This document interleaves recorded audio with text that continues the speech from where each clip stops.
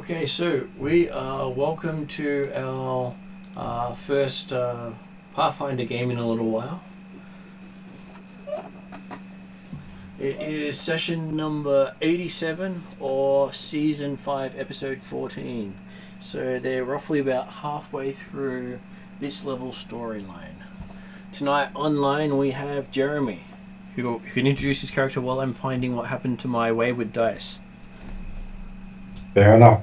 Yes, good evening all. I'm Jeremy. I'm playing Cordar, the would-be hero of Sandpoint.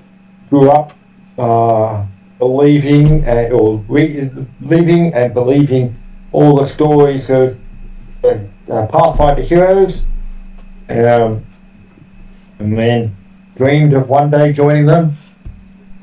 She's now managed to achieve, although discovered the old adage of never meet your heroes, because he found that the Pathfinder Society had quite a lot going underneath it that he hadn't been aware of in the legends. Well, no one talks about the politics. But yeah, so he's a, now human, previously half-elven, warrior of Sandpoint, trying hard to live up to his understanding of the ideals and eventually try and bring the Pathfinder back towards those ideals. I'm sure you'll succeed in some form or another, considering you are the official party leader because you picked the Grand Lodge as your home.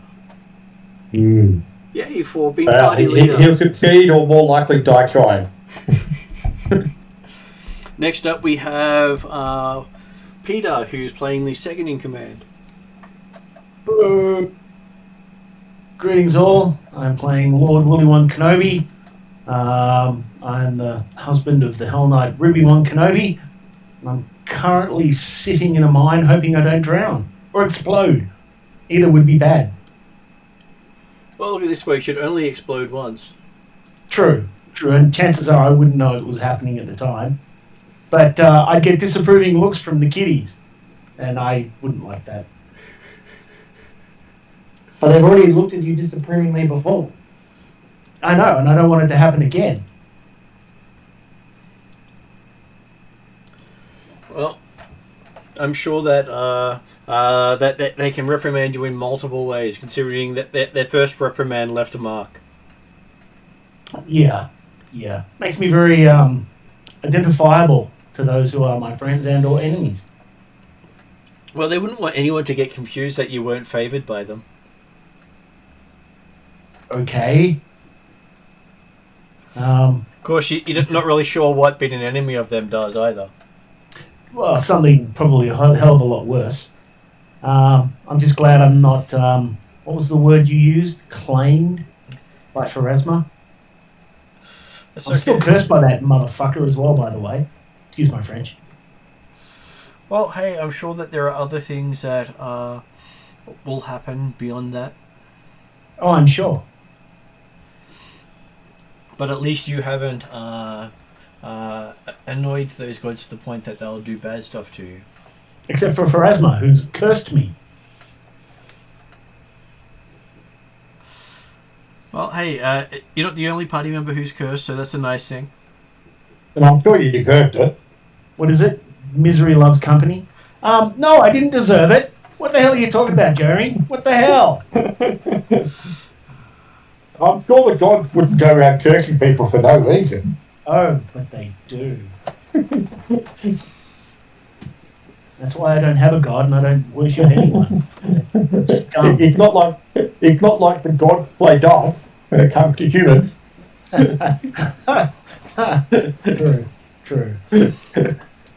And I'm sure that they always have your best interests in heart. No. Which then brings us to Josh. Hello, I'm Josh. I play Harry Hotter, the botanist wizard knows a man. Harry Hotter is probably the scrawniest wizard known to man. However, has somehow managed to survive this far doing dumb shit like being on the front lines. Fairly intellectual, however, probably doesn't use his intelligence wisely.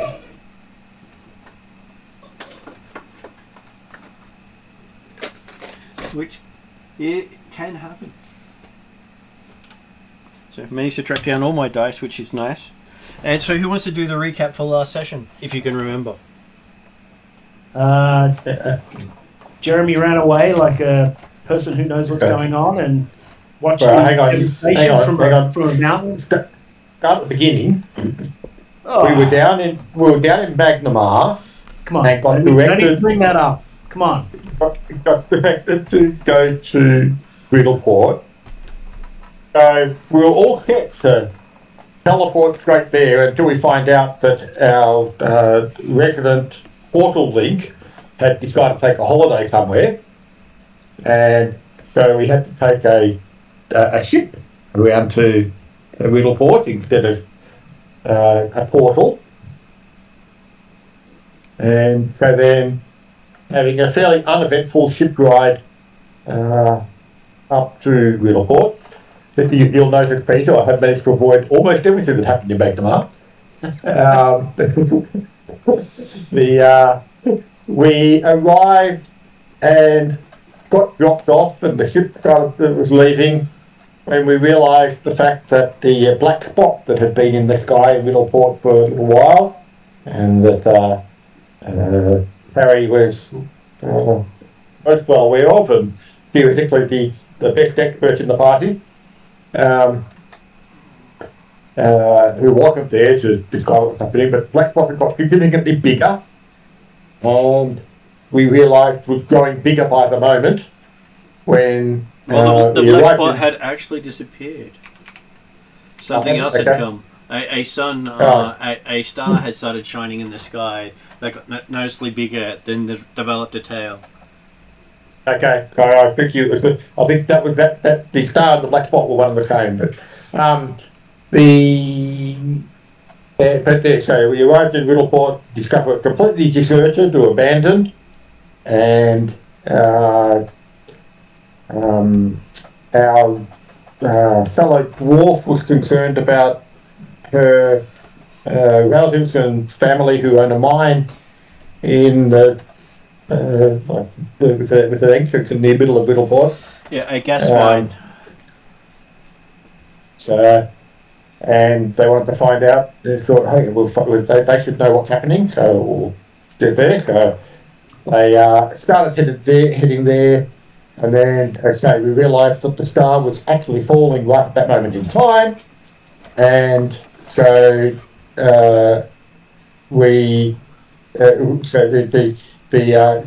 because we'd actually just got to the mine, thinking, okay, that'll be the place for safety, and it's got it all locked up, and so Sparky the outlaw, Yep. managed to just get the door open, and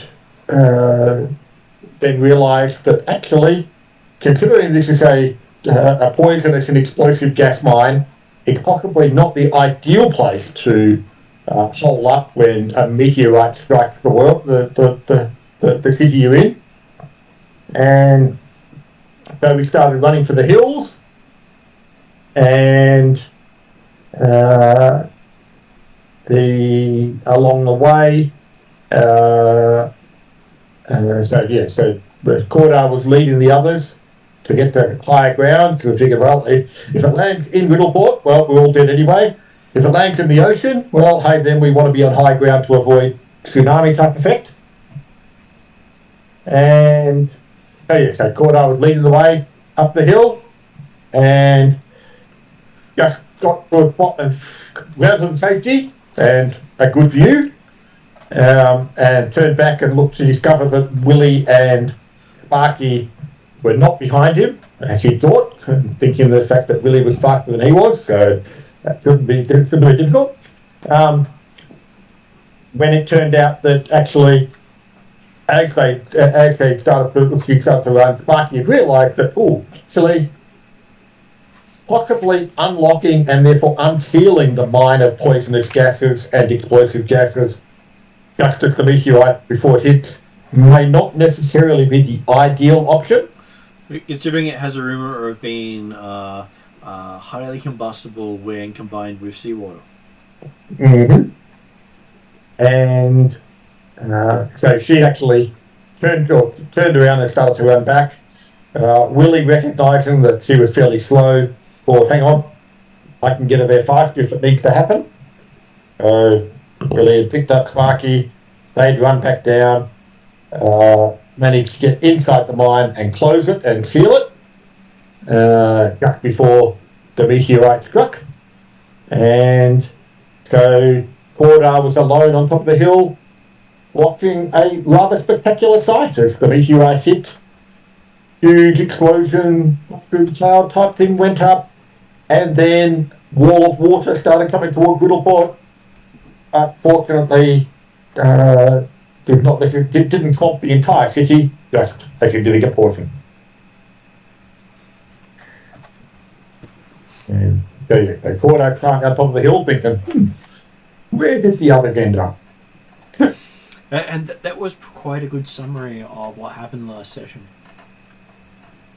Like I say, ignoring the irrelevant parts that happened in Magdamar, apparently. I'm sure they're not important. Okay. So, and it was the game day, the 10th day of the second month of the storyline. So, time had passed. And so, over the next week, everyone gets to help out with the rebuilding as Parry arrives from a ship from Magdamar, not being able to portal to his own home.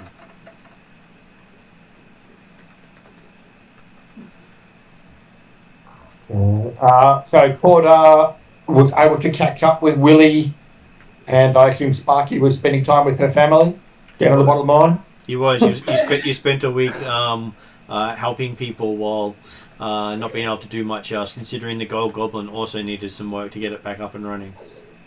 Parry is very sad that his house is probably gone. I was going to say, I know Cordar hadn't actually had anything to do with the Gold Goblin, but I believe other members of the party, the Gold Goblin was a bit of a baking ground. Well, the Gold Goblin is run by the Pathfinder contact in the city, Clegg. Not Clegg, the guy with the key hand. So, from Jeremy's perspective, it's the NPC who betrayed him the first time round. As in the first time I played the campaign, not the first time Cordar was involved, yes. The first time you played the campaign. This time he wasn't the betrayer, he was a different person. Yep, that's right. But okay, yeah, so obviously if the Gold Goblin was a recognised Pathfinder haunt, then that would have been where Cordar probably would have initially gravitated to after the tsunami. It's presumably Willie also caught up with it. It's a cover location where you can rest up and earn money. Yeah. Presumably Willie also would have eventually headed in that direction. And I guess we caught up and Cordar certainly been happily supporting any recovery effort and rebuilding effort. So. And when Parry finally rocks up a week later, Parry finds out that the reason he can't portal there is the basement's flooded.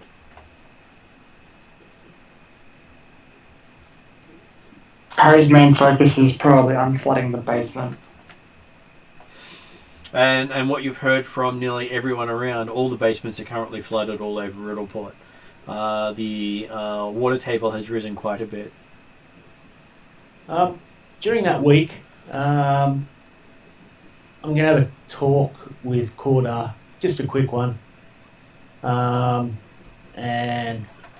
basically Willie's going to apologise for the words he said during our breaking into the gas mine. I'm basically going to be saying, yeah, look, you got it right. Obviously, I was wrong. My apologies. Not required. Things worked out in the end. Yeah, but had we have listened to you earlier, then things may have not gotten to the point that they did. So, yeah, apologies. All good. Do we know where Parry's house is? Like Willie and or Corda? You both know where it is. That's what I thought. We would fix. I think Corda had come through when we went to Roderick's Cove, so, and I'm assuming Willie's have been there more times than that. So, well, certainly then during that week, we will have been trying to get to Parry's house and considering state on the idea of, hang on, yep, presumably, we're expecting Parry to portal in the, even if he didn't get there before us, after we'd left a week earlier. And so if there's been the opportunity to try and do any assistance to unplug, but obviously Parry's not around, he's not the priority, so if you manage to still find it in a week. If your characters made it over there, you do have the sight of the portraits of the Parry Hotter family, looking a little smeared with all the water run all over it, and honestly, it doesn't make them look any better. Because they definitely weren't smeared in the right places. Mm-hmm. Well, Cordar's not particularly interested in anyone's belongings in that sort of way, so damage to otherwise doesn't make any difference to him. So he's certainly not going to do anything about saving them, that's for sure. And you seem to be, in the first few days, unable to get into the cellar because the water's so high. Yep, that kind of, okay. So Cordar's perspective, we would have checked it out in the first couple of days, but it would not have been a priority to try and actually recover because, hey, Harry's either already there and we might find him somewhere, or he's somewhere in there, or he's got to come later. There are more pressing people and survivors to be looking at. And so it is the full week later that ships start to rock up after people start coming back to Riddleport, having headed up into the mountains close to a week ago. And so that's the good news of that was that the fact that it had been deserted and quite deliberately deserted because they all knew what was coming, and so there was seemingly little loss of life. None that they talk about. Yeah. But hey, most of their food supply does come from the population.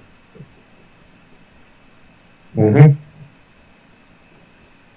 So, you're sure there was some loss of life? Well, so Wardar probably doesn't need or want to know about exactly where the food comes from in that situation. And if people have the time to escape, then there'd be those that would have been silly enough to stay. But So then I guess rescue and recovery efforts, then focus more on the recovery side of it and clearing buildings, clearing roads, all that kind of stuff. So you end up spending most of your time doing heavy labour with the rest of the people. It's probably the most work that the settlement's done in the last few years. Though where the Parry's family location is probably amongst the most looked after areas of the city, which is nice. Okay, see if I can actually... Bordeaux will make certainly, if he's got any choices into where his efforts are being directed, it will be into the less wealthy part of the city, on the idea that one will be more likely in need, but less likely to receive them. Well, luckily for you, that's a lot of the spaces around the Golden Goblin. Okay. I I do have a map of the area.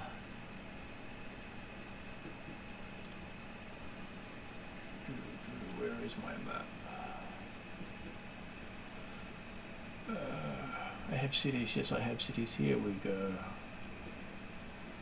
So there's the rough picture of the area, which I can blow up for you.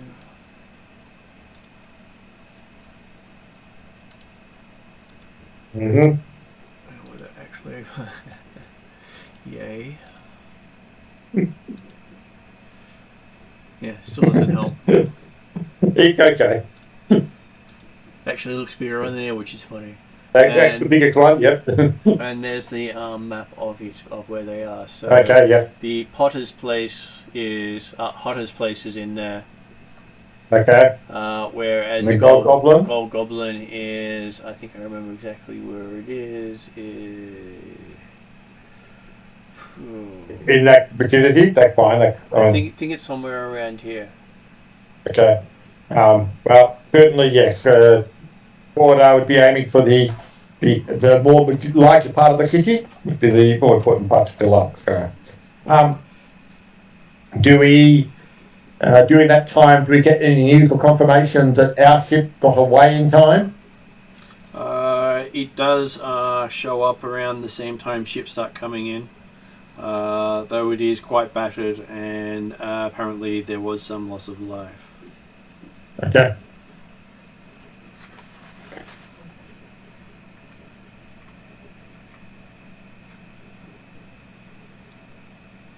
Okay, so roughly where I did point is where it is. Okay. Which is not where it is, yes. And what's a good camera? So that was basically what people would have seen if they saw it happen. What I viewed through half-closed eyes and covered hands. Only that appears to be a somewhat a view from a somewhat higher elevation than caught up when we was at the time. Yeah. Well, they did have one picture of it, but not in the book where it happened. Isn't that nice? Mm-hmm. Okay, so yes. You wouldn't want it in that book. So it's the 17th day of the second month, and ships have rocked up. Luckily for everyone, they have brought food and supplies to assist. Having Riddleport received the worst of the tidal wave. With the tidal wave only being about 2 meters in height, it was a lot less than expected, and most of what looked like a wave was a dust cloud coming in your direction. Yeah. But with light being cut out, it makes it very hard to see what it was. Yeah. Now, noting that we had been sent to Riddleport to gain more news about the fact that, hang on, the black spot had disappeared, and the Pathfinders were looking for more information about what was going on there. During that week of clean-up and things like that, I'm guessing Cordar and Willie had the opportunity to talk to some people. Is there any news or anything along that kind of front? Well, the prophecies started coming in that a tidal wave was going to hit Riddleport when that happened right after the spot disappeared, which is when news got out that it was gone. So they were told that to save themselves, they needed to head for the hills. Right. Okay. So they weren't necessarily aware that there was a star going to fall, but they were aware of disaster coming.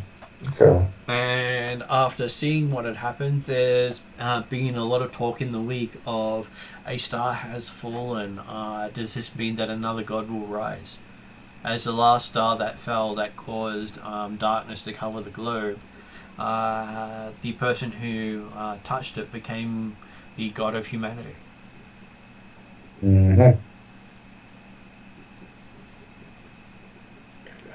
And Parry's gotten word from the Pathfinders that they think you should recover the stone before less reputable people use it for selfish ends.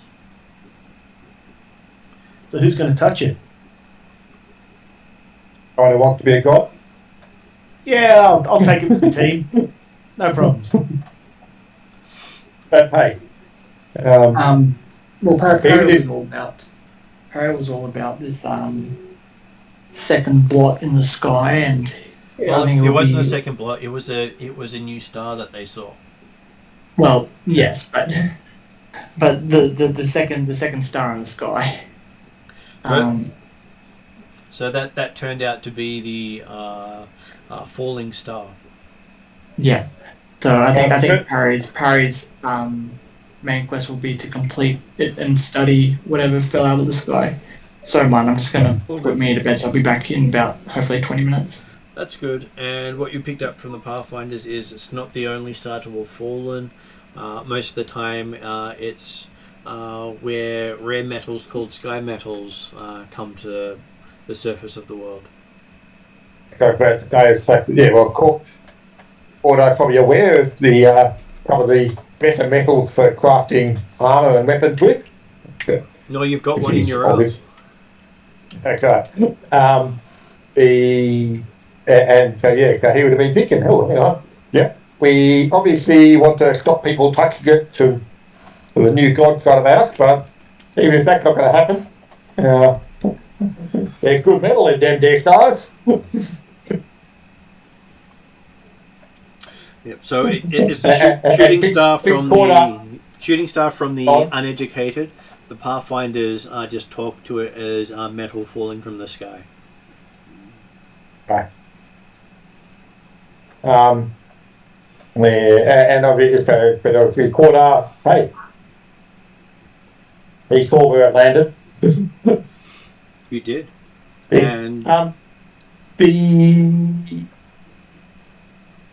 And I suppose Corda probably doesn't know enough about the expected tidal wave from that sort of event. I just think of the fact that the waves seem to be a much lower than what we expected for a star hitting the ocean. So whether or not there's any evidence of any other place where it could have landed that might not have been in the ocean. there's quite a few places out that way. Or the dust cloud that came with it. Because of the dust cloud, you expect it actually hit one of the small islands out there. Oh, Gorda will certainly be aiming during the week then to try and find out more about the local geography. That might be a location where the star landed. And luckily for you, Miss Hindmarsh had actually sent some maps along with Parry. Okay, So while you were trying to find stuff, Parry just shows up with it. all good. And it's got notations on there showing that from all their science and magic, they've been able to determine it landed about 18 miles southwest of Riddleport. Now the boat that Harry arrived on, was that a Pathfinder commissioned or like is that the position to potentially take us to where this island is, or are we finding another boat? The one you've got is called the Flying Cloud. It's what Parry came in on. Yeah, but that was more the idea whether or not that the Flying Cloud was one that we can ask for further assistance from, or whether it was, hey, just a random merchant that Harry managed to jump on board. It has been hired to help you get to where you need to go. Marvelous. And notations say that Captain Jasper Creasy is happy to help out. He's expecting to be well paid back in Magnamar at the end of it. Mm-hmm.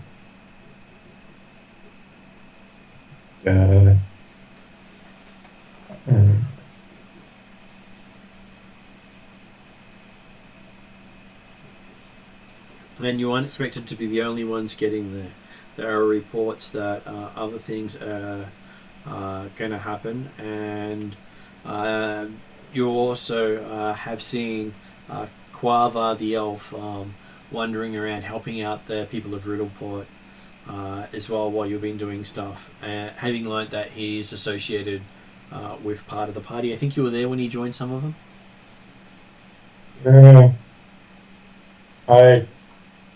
Like I say, if he was involved in Ludwig's code stuff, then I think that was the only time when he might have been. But well, in that case, the name sounds vaguely familiar, but I don't know whether or not that's from Cordar.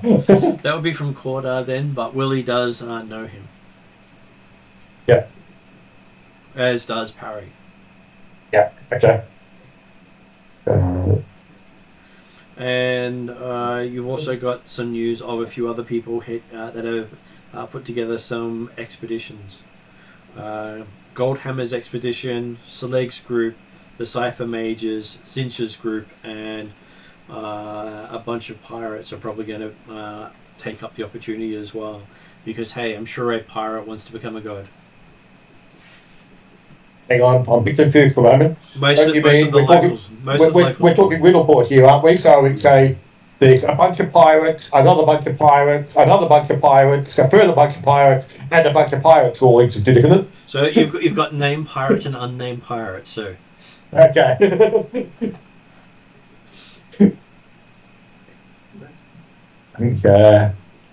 And the pirate ship that you've heard of is called the Teeth of Araska.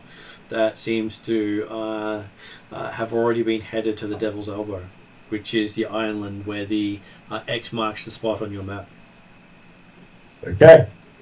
Do we know anything about the other the named pirate expeditions? So Goldhammer's expedition are associated with the gas mine that Sparky is. And they left on a ship called the Mithril Wave the day before. Is that actually Sparky's family type stuff? So, hey, Sparky might be with them. We could probably have a dinner for a few days. Sparky may have headed off with them with insider trading. Mm-hmm. And then Avery Slag, the city's most successful smuggler and black marketeer, has taken off with the Black Bunyip. As the ship entered port, he commandeered it and took off. Uh-huh. The Cypher Mages, who Parry normally hangs out with, have got a merchant ship named Foam Runner that's getting ready to leave. Okay. So that one will not be too far away. Clegg Zincha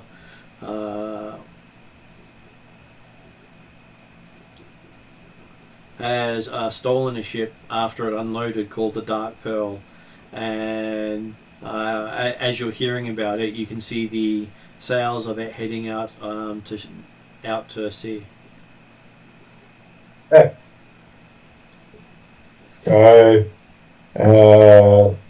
Any reward on recapturing the ship?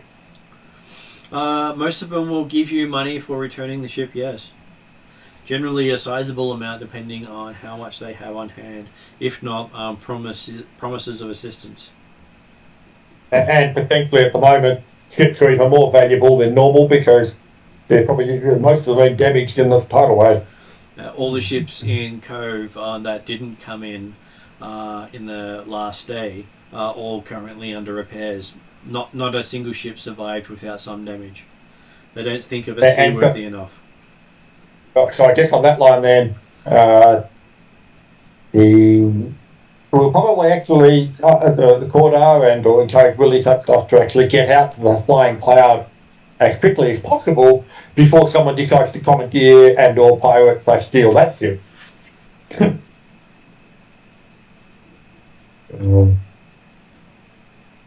Yeah. Not necessarily stating that we have to actually depart immediately, although by the sound of it, we're a few days behind most of the other teams at the moment. So, sooner rather than later would be good. That's right. Like we're they're only getting further ahead, and the only one that hasn't left yet is about to leave. So we might want to leave on the same side. Okay, so on. your ship has been outfitted with extra supplies. So they were bringing relief supplies as well as supplies for an expedition. So they expect to be able to supply you for about a month on the island, unlike most of the ships that headed out who didn't have that sort of cargo on them, except for the one that was stolen. Okay. Well, certainly we'll aim to offload the supplies that were designed as emergency relief for Riddleport. Well, that's currently underway. So by the time you reach the dock, you expect them to have finished unloading what they had available. Okay. But otherwise then, there's certainly nothing particularly keeping Cordar around. By the sound of it, Willie's will be ready to go fairly quickly. Presumably Carrie was prepared for departing immediately, or at least that's what he probably would have been told by the Pathfinders. Whether or not he feels the need to delay and catch up with his family, that's his decision. Well, his family rarely get on well with his family. His family is rarely in the house. They left it for him to look after. Right. And from what you've heard of the Hotters, they're probably just trying to get one step ahead of the Pharasmian bounty hunters, because they have a habit of using reincarnation every time they get into old age. So they come back to just adult and continue on. So no one knows exactly how old they are. Oh. Okay. Well, from Cordar's interactions with Carrie, he's fairly confident that he's still in his first youth. But hey, apparently he hasn't gained any experience. Well, he's a half dwarf, half elf, which generally doesn't happen in reincarnation. Mm-hmm. Which would explain how he was a half dwarf, half elf. It could explain it, yes. Of course. Strange things happen. Apparently you can lose half your racial heritage. You can. Though you do... After having... well... Go on. Cordar does feel as if he's regained his half-elvenness after all this time he spent outdoors at night. Oh, okay. So... He has spent more than a month doing it. Certainly the idea is, yes, he does spend the night in the moonlight as far as possible. So, okay, well, I won't change his character sheet to a half-elven right now, but I'll have it updated for the next session. So, I think I did actually get up both of them at 5th level a while ago, but I'd have to double check. It's okay, because last session I told you that as well, so I'm just reminding you. Well, I knew it was happening, but I hadn't been picked up the fact that he's effectively now half-elven again. Previously, he didn't believe he was, even though he was. Yeah, okay. He might have been feeling like his eyesight was getting a bit better at night. Okay, so when you rock up to the Flying Cloud, it is a decent-sized 4-masted sailing ship.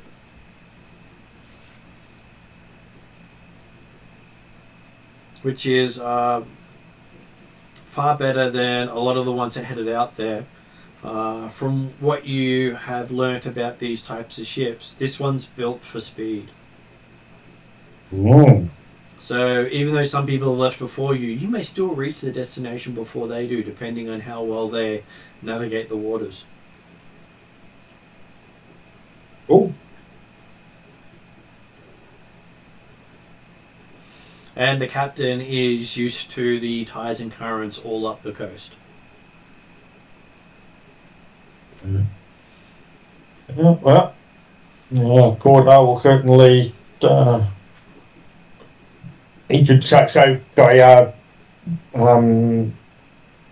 Willie's happy to be going straight to the ship and getting on their way.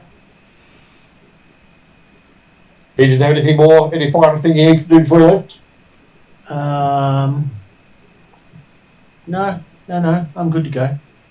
Okay. Okay, so as the So yeah, so we'll aim to we'll grab Harry by the his shirt collar as he tries to walk off the ship to go and find out big pieces, and we'll drag it back on.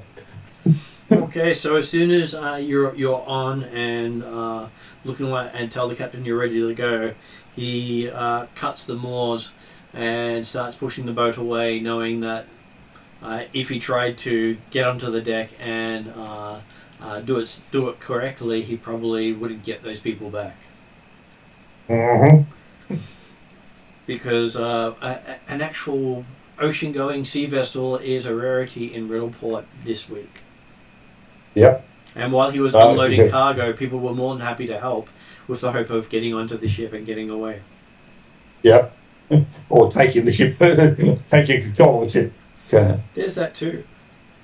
And you do see off in the distance a bunch of ruffians that Willie recognizes working for Clegg, looking as if they were going to sabotage the ship once it had unloaded the cargo. I wave. They have a very disgruntled look in your direction, and then one of them kills over with a pained look in his face as a person stands up behind him and waves, and you recognize Lobo. Junk Punch, actually. Junk Punch is what his name is. Yep. I love that guy. And before you know it, he's definitely used his name 4 times in quick succession. As he does an amazing flurry at waist height. At big waist height? At humanoid waist height. Okay. So we're going to get some training from that guy. He lives up to his reputation, is every punch lands in the junk.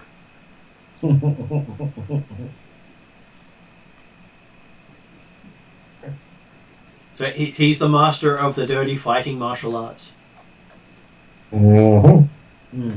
Definitely got to get some training from that guy. And he salutes you as you leave. I wave to him with a big smile. And you see he just calmly kicks each of them off the top of the building and walks off.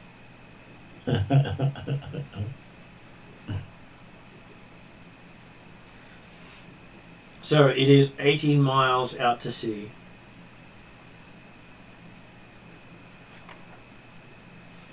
Okay. Is good. So Order will aim to introduce himself to the captain, although obviously not aiming to make a nuisance of himself in the area, because hey, as he found on the ship up here, it's not like he really knows much on the he knows enough about ships as to where to try and stay out of the way. But he'll probably try and take the opportunity to review the maps and information that Magnemar sent up, and talk to Harry as somewhat of a local, and Willie, who's been here before, as to what do they know anything about, or any information about this place we're going to? I vaguely remember that there was going to be an expedition to a city under the sea.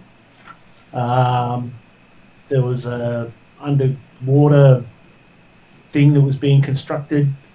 I don't know how that went. We didn't really chase it up, and I think we left before it was actually going to be used, so I don't know if we're going to find anything in that regard.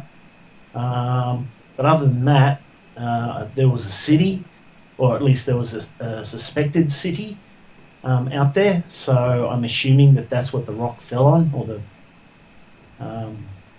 rock fell on.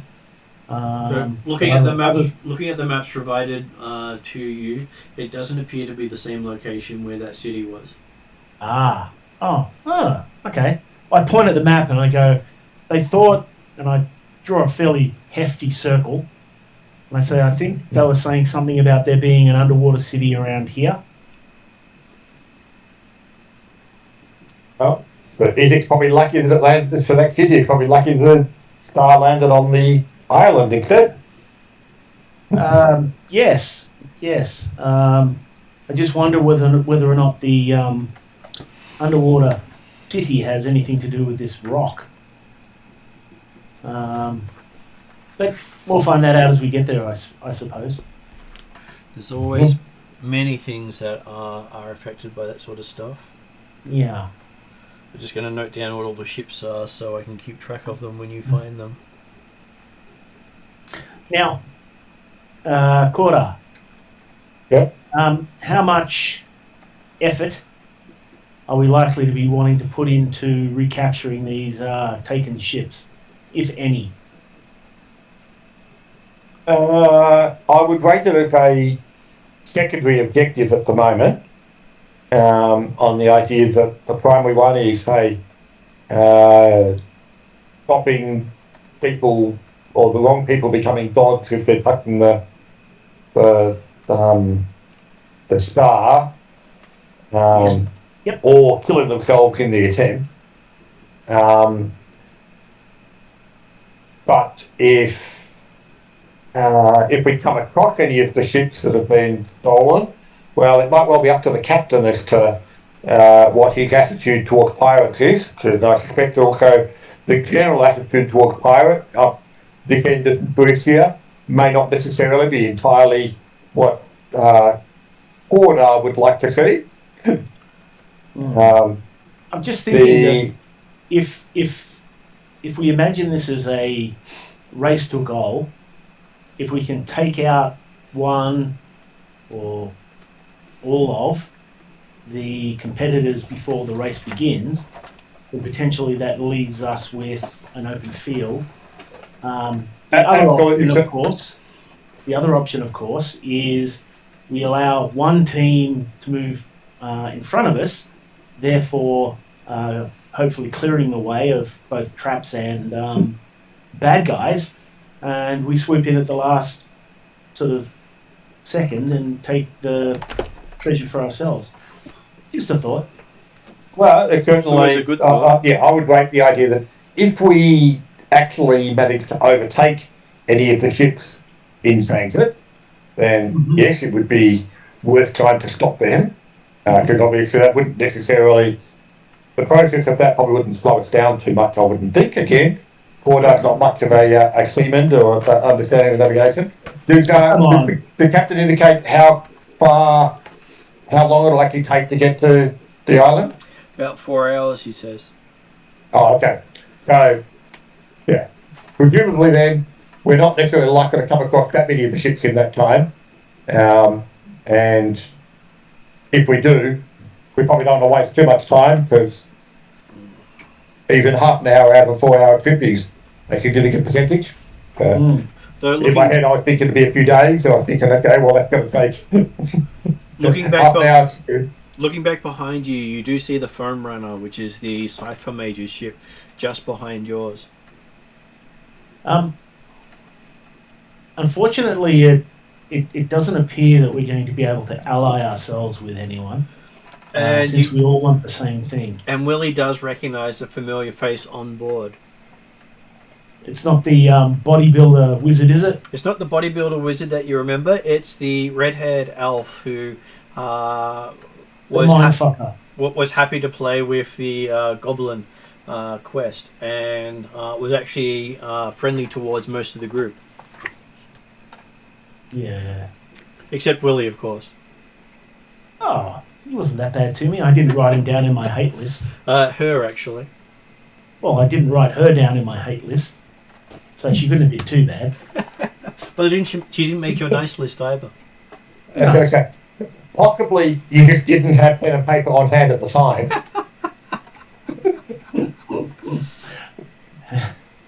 I'm like Arya Stark. I've got this list where I'm like, yeah, I gotta kill this guy, yeah, I gotta kill that guy. Got this other guy, I gotta kill him. That damn elf, gotta kill her as well. And you also see your brother-in-law behind her on deck. Oh, really? Yep. As you're looking, he waves. I wave back. Like, that's weird. What the hell is he doing on their ship? And then you hear a voice come through, whispering in your ear quite loudly because, well, message does that to freak people out. I see you left before us. We managed to get out just before the saboteurs tried to turn on us too. That's good to see you're having some success. I look forward to talking to you at the island. Yes, I got cut off partway through because I think it was more than 25 words. and you get another word to come through later saying, catch you on the island. He's hired the cipher mages to study what's happened and make sure it's not going to become another menace to the region. My yes, reply obviously, is good. Look forward to talking to you. obviously, yes, the cipher mages are, well, presumably they haven't stolen their ship or pirated it, so they're not, obviously, yes, they might be opponents in the overall case, but they're not ones that we can justify stopping if we wanted to. And I think actually, by the sound of it, Harry's potentially friendly with the cipher mages. Parry is a member of the cipher mages. We might be friendly, is that what you're saying? Not only is he really friendly. Not only is he friendly, he actually gives them money on a regular basis. There you go. None of these are our allies, just so you're aware. Oh, no, I'm happy that's okay. But it's like, yeah, it's not like we can ask the captain to fire upon the ship behind us. Yes, I prefer not, but yes, you're quite right. Yeah. It's not like they've stolen the ship, unlike whichever one, I think it was the second group said they stole on a ship or something. But it was the Dark Pearl and the Black Bunyip were most likely stolen. Because they were, the first one, the Black Bunyip was done by a smuggler, and the Dark Pearl was openly stolen, with most of its cargo still on board. So he took off with the relief shipment. Oh. No, but he also he took off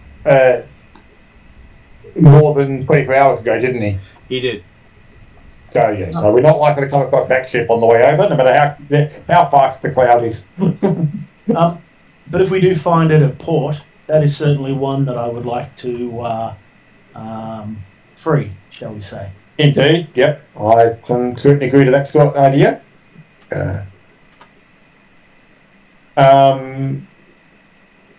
Okay, so but if we've only got a few hours, then certainly we've got less time than what I was thinking you're preparing for. So is there any other information you can glean from the maps or stuff that there are two settlements on the island that you know of, on the northern crescent and on the southern crescent. And I shall try to Or at least they used to be. Get a map up for you. Before the arrival of the star? Yeah, pretty much. Now it's a crater. I mean, what? Yes, I'm sure there were tears had by all. Let's see. I just gotta find where I actually stuck my stuff, because I haven't had to pull out a new book for quite a while from my PDF pile.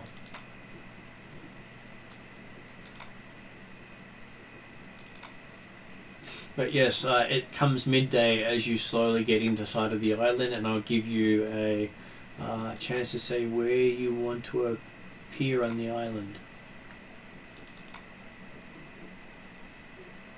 Map folio always comes in handy, if it's actually got the maps I need. How long would it take us to circumvent or go around the outside of the island? Not that long, actually. Probably worth doing a circuit just to look for damage of the star or things like that. Well, my view is by going around the island, we potentially have two benefits. One, we might find the Black Pearl, in which case the outcome is obvious. The other is we may be able to basically find somewhere that looks remarkably interesting. Okay, so from what you've although been looking at it, what you've been told is the Area A is the known harbour. Area B is a new town that had sprung up in the last 5 years. Who knows how much of it is standing. Mm-hmm. Area D is where they believe that the meteorite came down. Area C and F are where the lighthouses are to warn people away from this region. Mm-hmm. And Area G like is another noted as society. having sea caves. Ah. Okay. And Area E is not marked as anything important. right. The looking at the map, that map though, it doesn't look like a large vessel actually get close to the island, except at A. A looks like the safest place to put in. Everywhere else looks to be too risky. But on the other area, would it be feasible for jumping into a longboat or something like that and going to the island? As long as you can scale cliffs. A is the only place that has a beach. Right. You might find yourself dashed against reefs or rocks trying to row in between the reefs there. Okay. So how about we aim for A, and as we get closer to the island, the extent of damage might become a little bit clearer. We might change. Like I say, it's potentially still worth doing a circuit of the island, but yes, it looks like we'd have to stop at A. So, and which direction are we coming from? You are coming from the north. Oh, from the north, yes. I suddenly because it was southwest. registered the compass rose and thought, I bet we're coming from the top.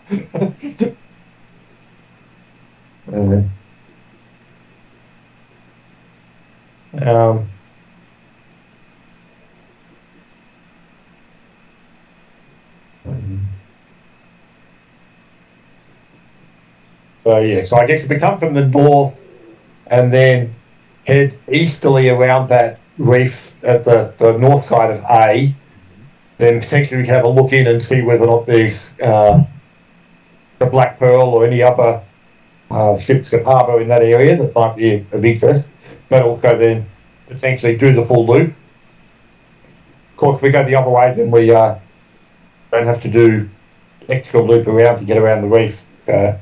It's probably worth going westerly instead of easterly first. Okay. Assuming it'll only take an hour or so to get around, then it's probably still valuable, I would think. So as you do your circuit around, you don't see any ships docked anywhere around the island until you return all the way around to A and see that the both the Gold Hammer and the Cipher Mages have made it in. Apparently the dwarves took a lot longer to go, even though they were amongst the first to leave. Well, we don't know how long they've been at A for, because presumably the ship is waiting for them to go, so they might have got there a few days ago.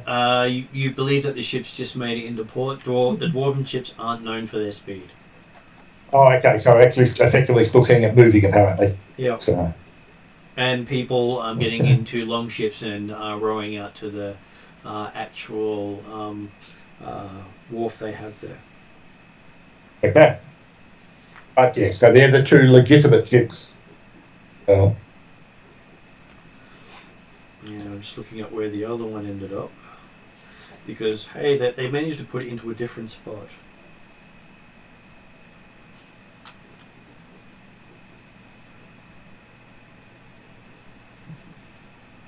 Does anyone in the party actually carry a spyglass?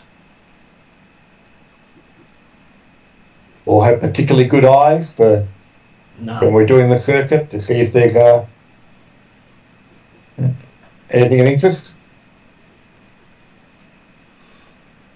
Captain's likely to have one, though, I would imagine. Okay, so Yeah, but he's probably less likely to offer it or allow us to use it. And to be fair, if none of us actually have one, potentially our ability to use it effectively in this situation may be limited as well. So, but like, okay, Fordyce's happy if you want to go and ask him for one.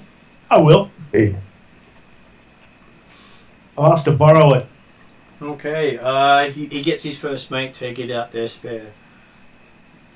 That way, in case you drop it overboard like landlubbers usually do, he won't be without his sky glass.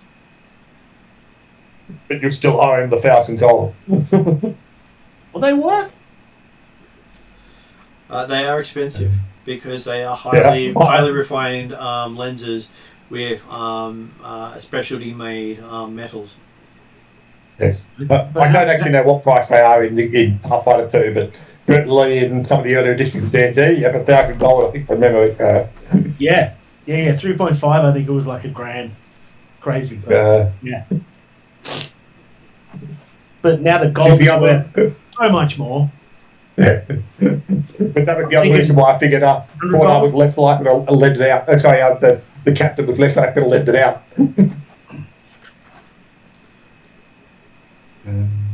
Spyglass is worth 20 gold or 80 gold, depending on if you want a bonus on your roll.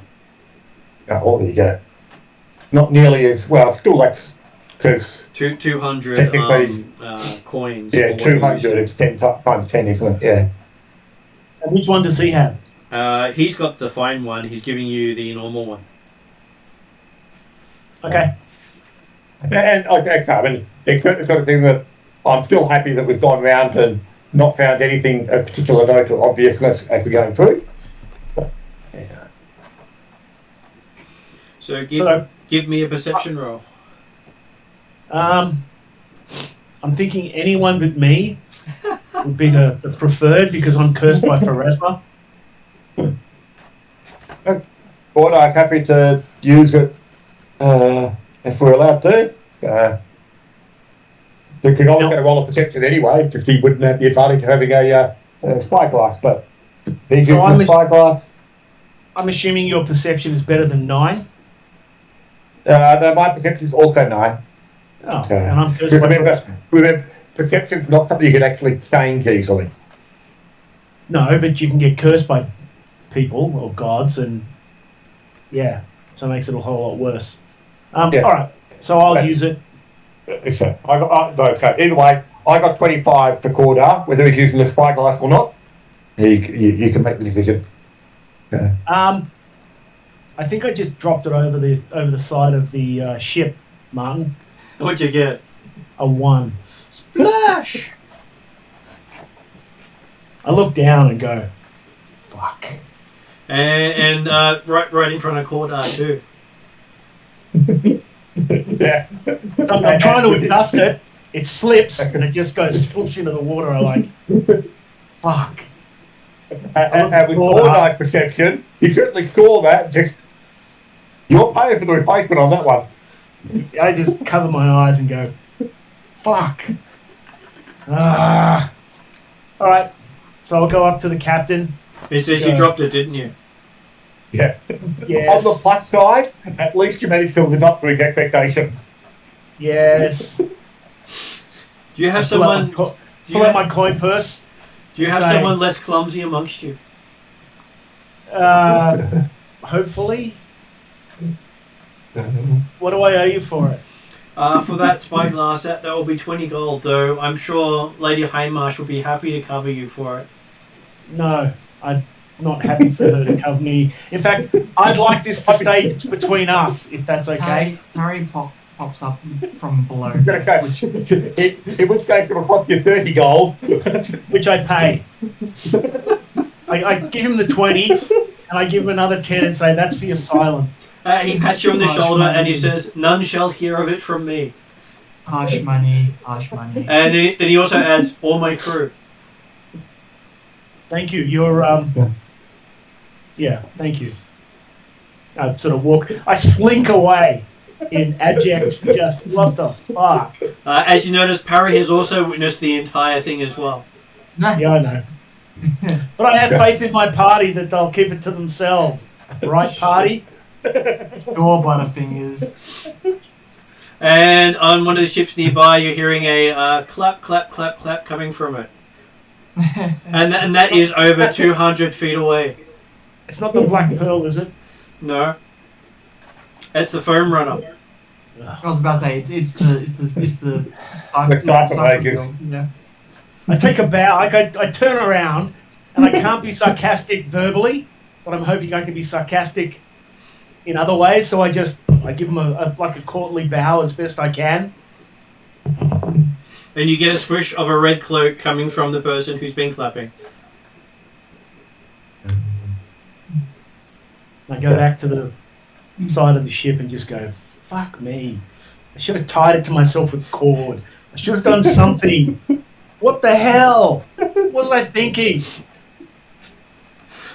That's unlikely to happen to me. I've never done this before. Exactly.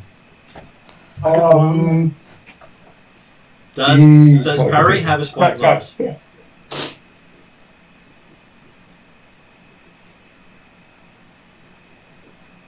Do we have a Parry? Sorry, you do have a parry, yes. Does he have a spyglass? Parry? Yes, he does.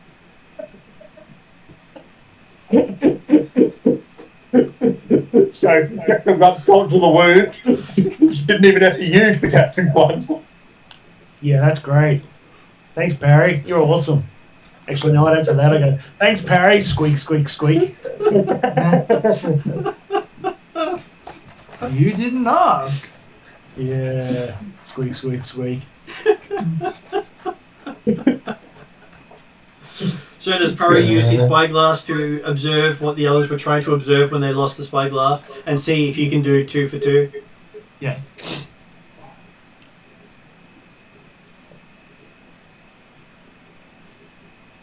So Parry will try and observe the whatever everyone else was trying to observe. Actually, we're doing a circuit of the island where the star apparently fell to see what we can find before we actually land. Yeah.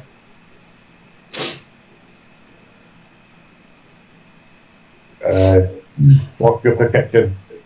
My perception is actually very good. Plus 13. What? Then he says, I rolled a 14, downgraded. Yeah. I rolled a 24. Okay, having a look around.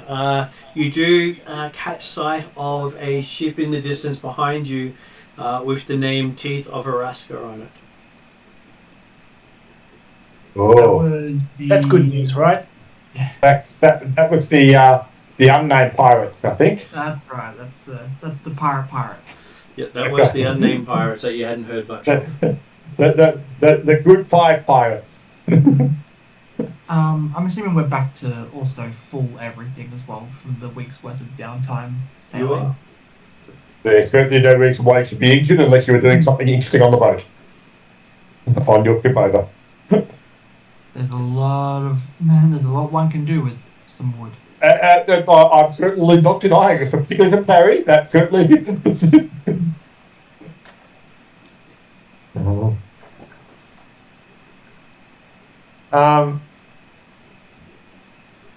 However, those pirates,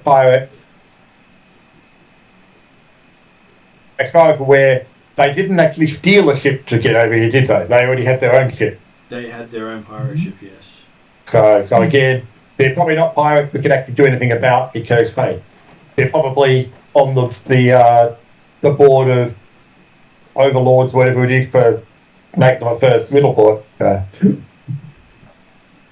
Well, the problem is, if we leave, and I use air quotes, pirates running around after we leave the ship, is there a chance that we're going to lose our ship? Because that'd be the best way to put the kibosh on our attempt to recover whatever we find. It is a possibility. Or they may be waiting for you to do the hard work and get you on the way out. Yeah, I already put that idea forward, but thank you for that, Martin.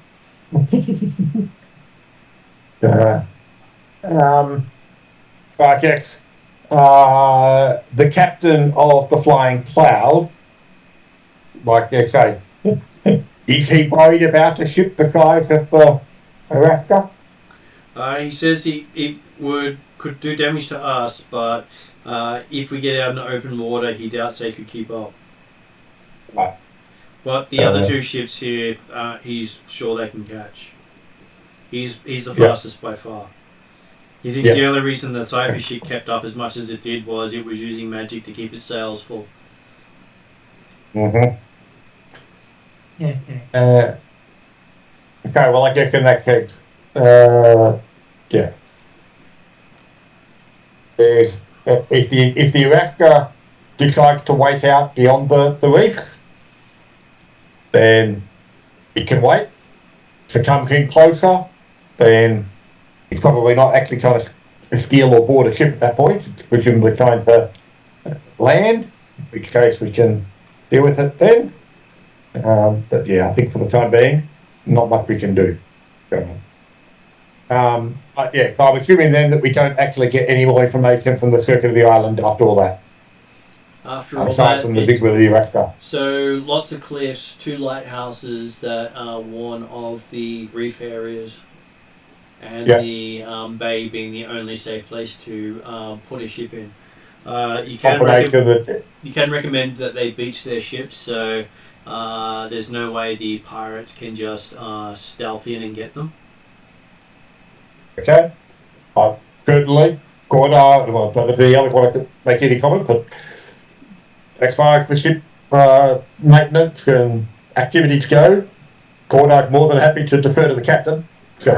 And the captain has heard of the Teeth of Araska. Apparently, the thug Clegg had embarrassed that pirate and got them kicked out of Riddleport, so he's sure that they are looking to get their revenge on Clegg.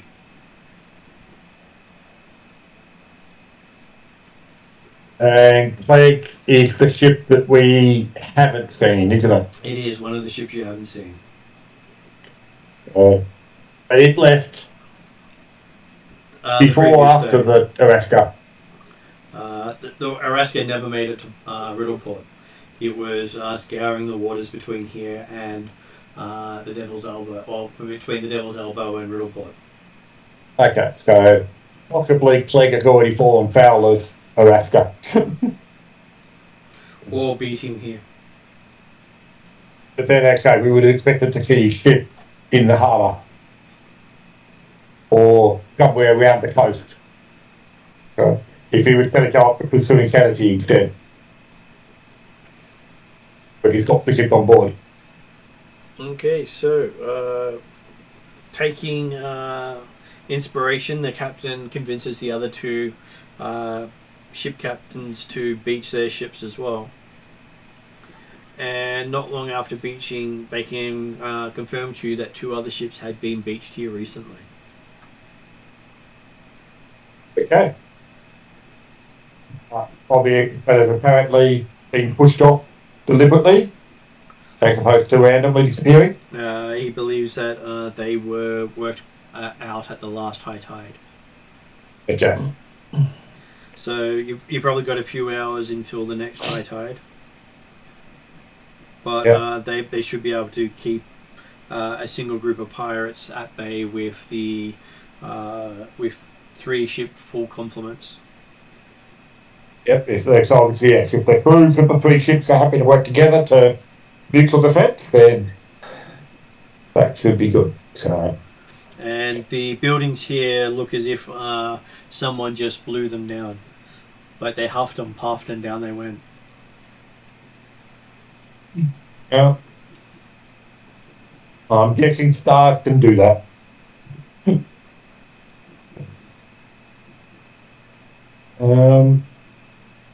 But you do see a foot-long bright red centipede scurrying into the shadows as you get near. Mm. So there's meat on the island. Apparently.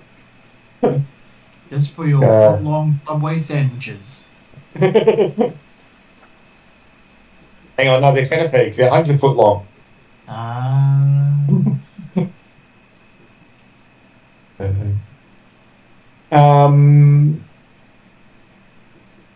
Okay. And you said it was around noonish when we were coming into the Well, harbour? it was noon when you got to the island. It would be close to sunset now that you've done a circuit of it. Okay. And you meet up with the Hell Knight and his entourage, as well as the Cipher Mages and the Dwarves. They're looking to set up a camp where they can keep the ships well lit. Mm-hmm. Sounds good. I greet my brother-in-law. He gives you a fist bump and says, "Nice work for the spyglass." Yeah, please don't. Please don't tell my wife. She might send you a spyglass as the next gift. I'd raise my hands and go, yeah, her gifts, not so good. Nowhere near as good as my gifts. But of course, what you realise is the fact that when you ask him that, he says, "Oh well, since you asked, I won't say another word." He's already kept the information by message. He is an a-hole, so that may in fact be true. He says he heard your wife went to do did something nice for you recently because, well, you did something to her. Yeah, I don't know about nice. And if it was nice, then it's not something I've received recently. What I raised my hand. She didn't enchant your little rappy things. Yeah, so I can't take them off. Yeah, isn't that a good thing? No. Well, she can't undo the extra kids you gave her. But one's good and one's not good. Yeah, he knows that the raps are fantastic. I wouldn't go that far. They're all right. And the kid is, I assume, what she wanted? Well, twins. Oh, God. And I go, sure. Why not? My cup floweth over. Though for some reason they have cat's eyes. Oh, good. They're not my kids. That's awesome. Oh, no. It's actually said they are your kids. Something about something that happened to you last time you died. Yes, haven't you got a lot of cats hanging around you? You know you don't come back normally after you die. Yeah, I've worked that out. But luckily for you, your wife worked it into the wedding vows that it wasn't till death do us part. It was until your soul is consumed. I'm sure she's got a plan for that as well. And when you think about the vows, you realise the fact that it was only you that said love, honour and obey. Well, she didn't respond with that. The hell no. I didn't see anything weird with that.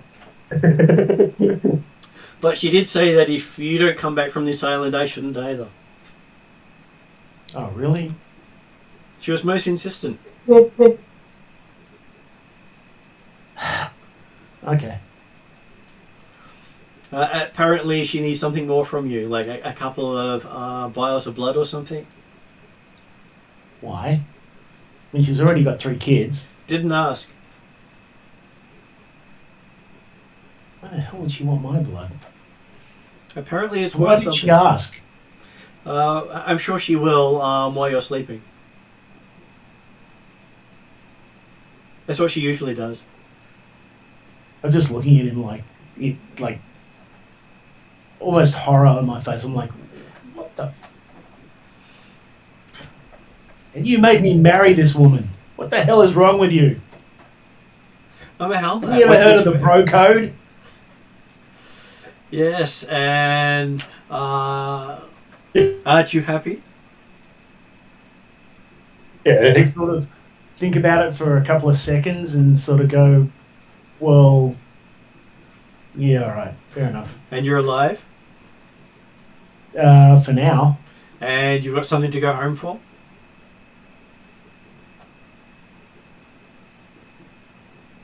Yeah, I guess. So yes, you definitely look as if your prospects have improved since the first time I met you. Yeah, right. Fair enough. He just I don't seem convinced, but, I'm like, yeah. he claps you on the shoulder and says, eventually I'll look into removing that curse Pharasma put on you.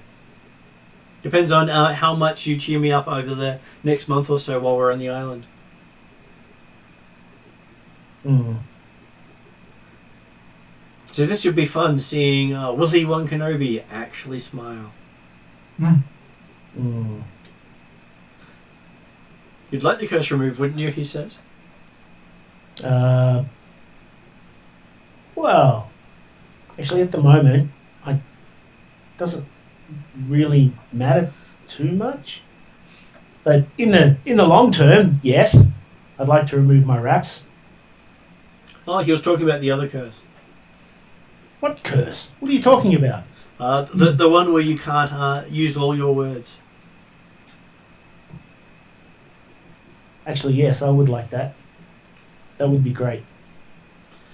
So I didn't realise it was a curse. I thought it was a cost of coming back to life. all costs of coming back to life are curses. Really? Well, it could also be a blessing, but hey, sometimes blessings are curses when you look at them in the right light. Okay. Good to know. Good to know. Thanks for that. And he's had a few words with your kitty cats, and they say that, well, if I'm happy with the curse being lifted off you, they'll lift it. I didn't realise you were that tight with the kitty cats. They came and talked to me. They asked me to do something. Oh. Hey, are you married yet? Not really. What do you mean, not really? Either you are, you're not. It's not a spectrum. Oh yeah, there is. If the other person's still living and has a soul, then yes, I would be alive, but I have been married. Oh, really? Your partner died and... Well, your partner died. It was eaten by a demon. I liked her. Well, I got to kill the demon in return. I was rather pleased with that. And I got to kill him about 3 or 4 times before I finally tracked him down on his own plane. I step back and look at him with respect and go, good job. Good job. Well, if someone Nice. pisses you off, wouldn't you go to town on them? If I could, certainly. You're getting there. Oh, well, that just means one of my possible goals is now gone. Oh, well. He says he doesn't mind if you need to retaliate on him for stuff he's done to you because he finds it fun. Retaliation is the source of life. No. It's just a side agreement I had with your wife. Oh, But if she's dead, then that's not something that can occur anymore, I'm sure. Well, I'm sure with her agreements, they all try to cause me more pain. Oh, you have no idea. I do. I grew up with her. Yeah, you've no idea. Well, maybe you do. I don't know. She practiced on me long before you came along. So she's a little bit like your sister.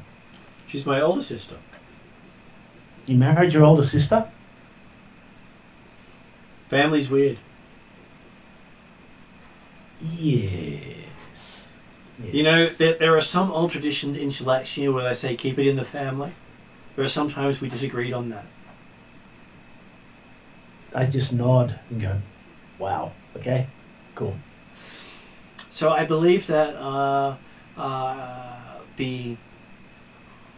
her father is also my father, but our mothers are sisters. And he just goes into this whole family tree that just horrifies you. It's really circular? Very, Or very very straight? circular. Very circular, and you're sure that there's a couple of people in there who died and came back again over time and added to the family tree. So there's gaps in timelines where they come in and join and add more family. Yeah, sounds like the Hotter family. Oh no, Really no one's much weird. like the Hotters. The Hotters only have a single branch. There's two parents and thousands of kids, and generally there's only about one or two kids alive at any one given time. That makes sense. Actually, that makes a lot of sense. And if any of the kids survive past a certain age, they generally change their name and pretend they don't know who their families were.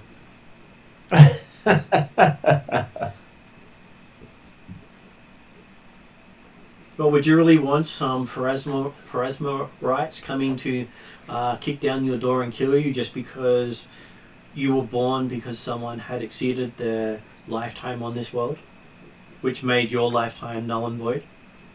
Honestly, at this point, I'd be more than happy to bitch slap more than one Pharasma worshipping priest. Me and Pharasma have got issues, shall we say. Look, she always takes her pound of flesh, as they say. Yeah, I've noted, and I sort of point to the scars on my face. Oh no, that was your cat's. Yeah, I know, but this happened because of her.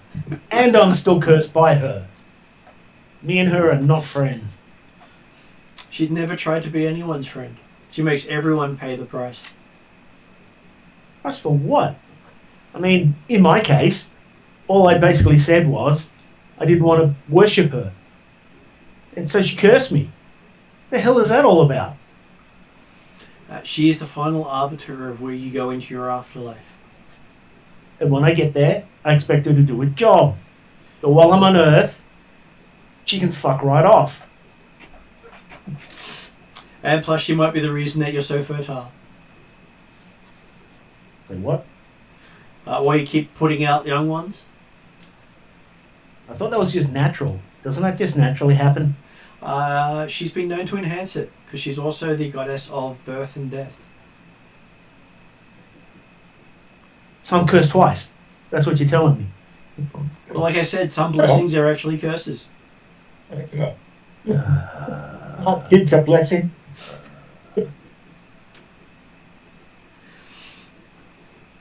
And considering it was believed that your wife was infertile, that's why we're all quite surprised that she keeps dropping them out. Why did you think I was infertile? No, we thought your wife was. Really? Which is why they know that you're particularly fertile, because she was believed to be barren, but apparently, when she's with you, it's probably how she knows that they're just nearly all your kids. Not She from any infidelity on her part. My wife was infertile. Really? Yep. It happens to a majority of the Hell Knights once they reach a certain rank. It's a curse of being a Hell Knight. Oh. Okay, so I guess I see what you're saying. There are benefits and negatives to any interaction with a god. Yeah, so what you see as a blessing, they may see as a curse, and what you see as a curse, they may see as a blessing. It can be quite very much a turnaround, and whenever you have a bad thing happen to you, they generally give you something in return that you don't really want. Well, if it makes my wife happy, then it's something I do want. Well, she seems to be quite happy now that she's got demon-powered kids of some sort. Demon-powered. Really? Well, they all seem to have some sort of extraordinary gift.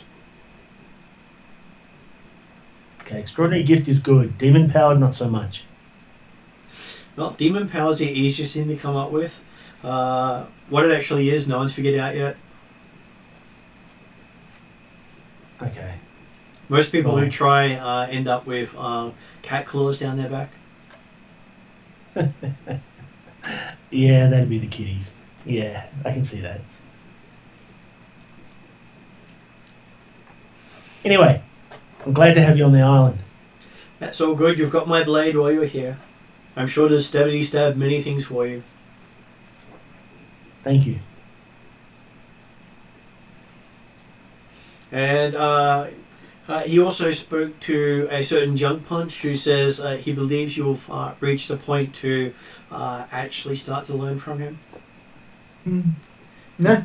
Because when you first met him, you were still the learner.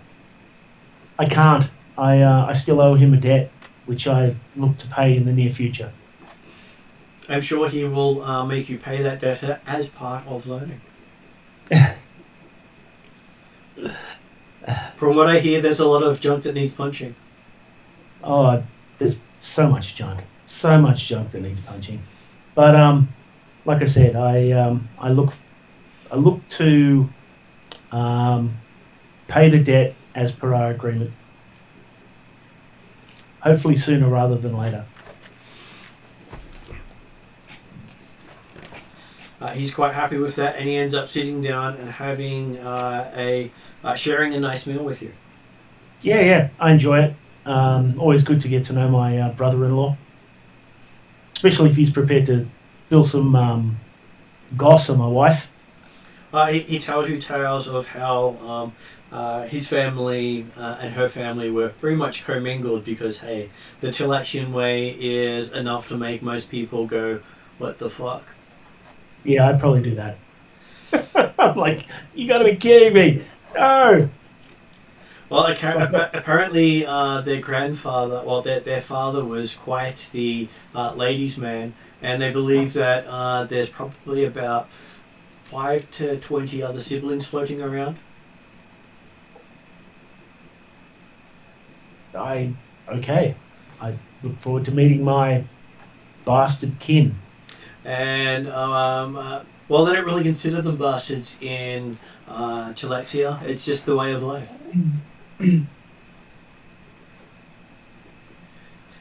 They don't really have this, monogamous sort of thing. Much like the Hotters over there, they're pretty much happy to do anything and have kids from them.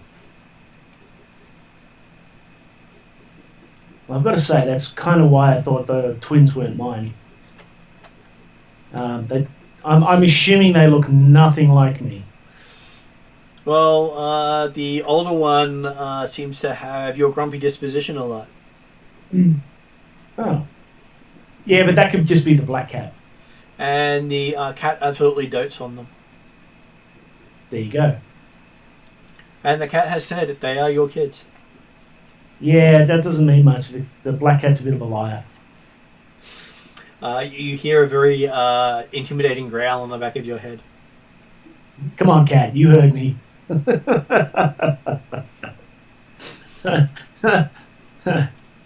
you feel a paw on your back. Yeah, all right. Look, even if they're yours, I'll still treat them as mine. That's how much I love you.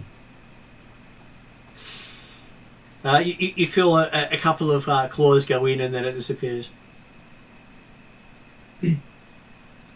Bloody cats. And you see the red-haired half-elf chatting to Parry, who Parry knows quite well. Samaritha Baldusk, who you met in the Gold Goblin when you first came there. That's right. She's one of the Cypher Mages. Having come to Riddleport in the not long before you did the first time to join up with them.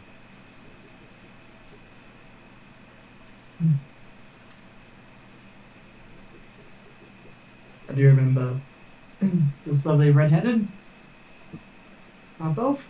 Yep, and she's got tattoos on her face. So,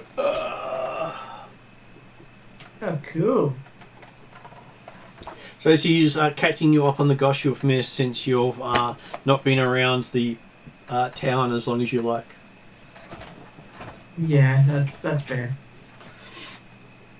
So that there's still got the pool running of how many kids you'll have people try to claim are yours. Yep.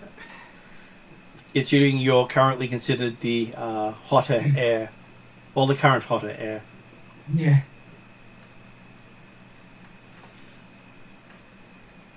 They're unsure if any of them are actually yours, because hey, magic can't tell. But so far, none of them have matched up to your diary.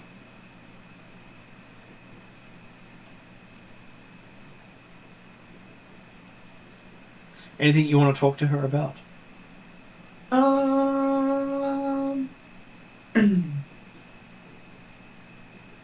Why is the Cypher Mage invested in this medium? Or this falling star, sorry. Because most of the falling stars, she says, are related to the material used in the Cypher Gate across Riddleport and relates to their studies. They're always interested in sky metals, and she, being the most enthusiastic of them, was given the job. Fair enough. There's quite a few of the other ones here, but she's one of the higher ups on this expedition. Yeah. She thought it might be a good chance to catch up with you again because she expected you to be here as well. Though I was surprised you didn't sign up for the Cypher Mages. A few things got caught up between here and there, and had to get called out of Riddleport, unfortunately. Well, you missed the Big Bang. I did miss the Big Bang. Then all of a sudden I realised that I couldn't return home, and then I realised that my home was underwater. Yeah, most of the homes are still flooded. We're expecting the flooding to reside in about a month or two. Yeah. Depending on how much has been shifted due to the impact of the star. I'm just going to duck to the bathroom if you'd like to catch something, grab something now, a bit of the time. Oh.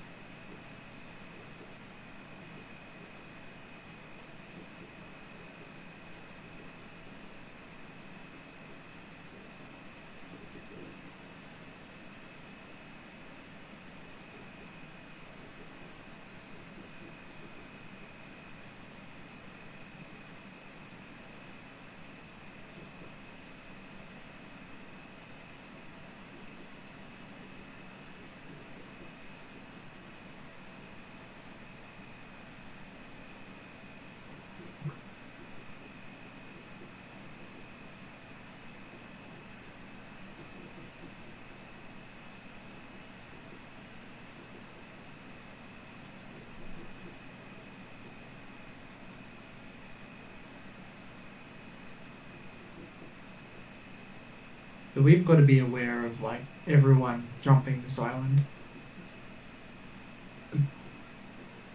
Jumping silent, sorry. Like we got to be like on our A game, because everyone will be pretty much just beelining it to this island. Oh, the island. Sorry, I think it's island the first time. I thought, what? Well, but yeah, seemingly everyone who's coming to the island is already here. Well, at least everyone we know is coming to the island is already here. And yeah, it's the but I don't see much point in trying to start heading towards the crater this evening. And because I'm guessing, I suppose that's one thing, Martin. Yep. In the in our circuit of the island to have a look at what bits and pieces, is there an indication of what kind of terrain we're talking about here? Forested, heavy forest. But we're talking flat, undulating hills, mountains. Sort of mountainous forest. Right, You know okay. that there is a path that weaves between most of the worst of it. You could probably take the path, even though it's a SE wavy thing, to get to the far side a lot faster than trying to go directly there. Yeah, but obviously there's no path leading to the apparent crater site. But yeah, in this case, so obviously it's not worth trying to get to the crater this evening. because it's dark, forested, mountainous. Dark cliffs if we get too close to the edge. So I'm guessing that we're spending the night at the harbour. Are there actually buildings there that we can go, or are we setting up tents? Setting up tents because most of the others don't want to go anywhere near the large-sized centipedes. Okay. And so yeah, so you guys are having the opportunity to catch up with some of your friends and neighbours. Border's probably just stalking the perimeter a bit to get an idea what we're looking at. Enjoying another night out in the moonlight for at least the part of it. If it's not actually raining, Border will again not be sleeping in a tent. Okay, sleep so, under the open sky. so you do find that you are approached by the other two expedition members. Speaking. Excellent. So you are approached by. Let me get his name so I can actually give you the right name.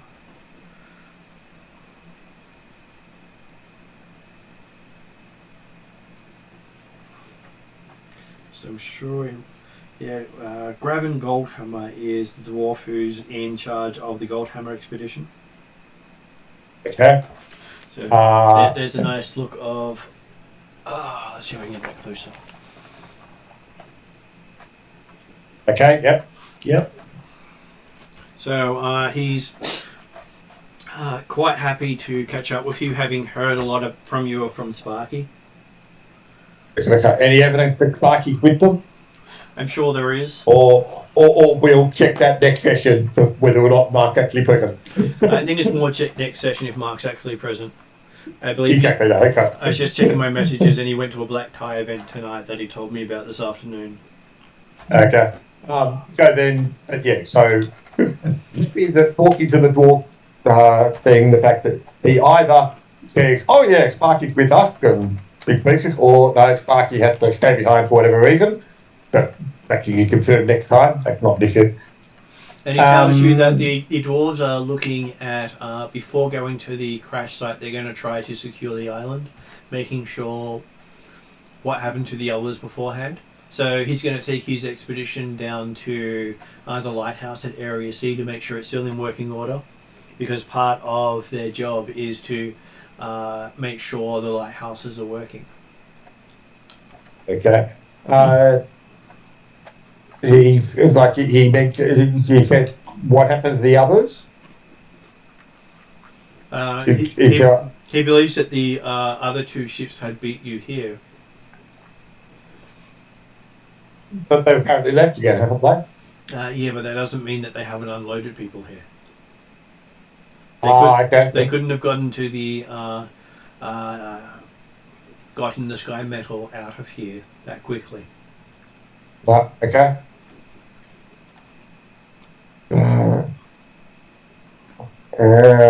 And how big are these parties that have come through? Okay, so the Dwarven expedition has about 20 dwarves amongst them. Mm-hmm. If they actually tell me how many numbers. But I'm going to say about 20. I'm happy with ballpark figures, that's all right. Yeah.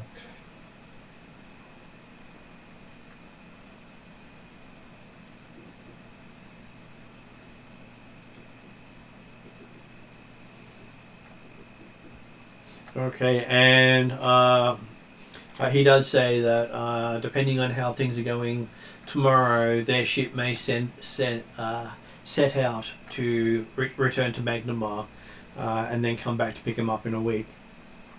They've just beached it for the night just to make sure that there's no piratal activities, considering there's word that there's a pirate out there at the moment. Well, actually, there would have been we would discuss the fact that between the crew of the Flying Cloud and the other two, we said that they are willing to protect each other against pirates for the evening.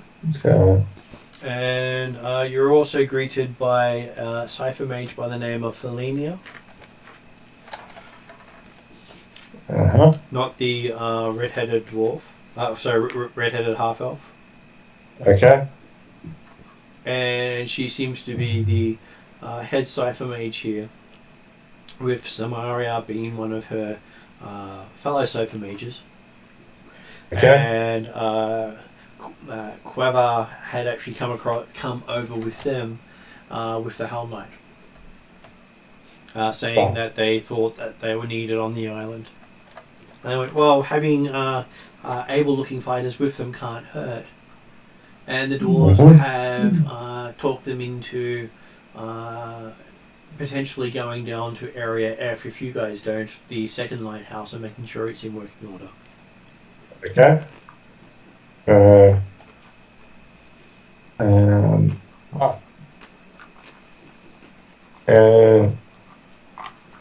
good. I'd have to talk to the dwarf and or the Cypher Mage and explain the fact, well, hey, we're just here because we happen to be in the area and it was recommended or requested that we secure the fallen star to protect it from the wrong hands. So we don't want random gods being born that aren't the sort of people we want having a god.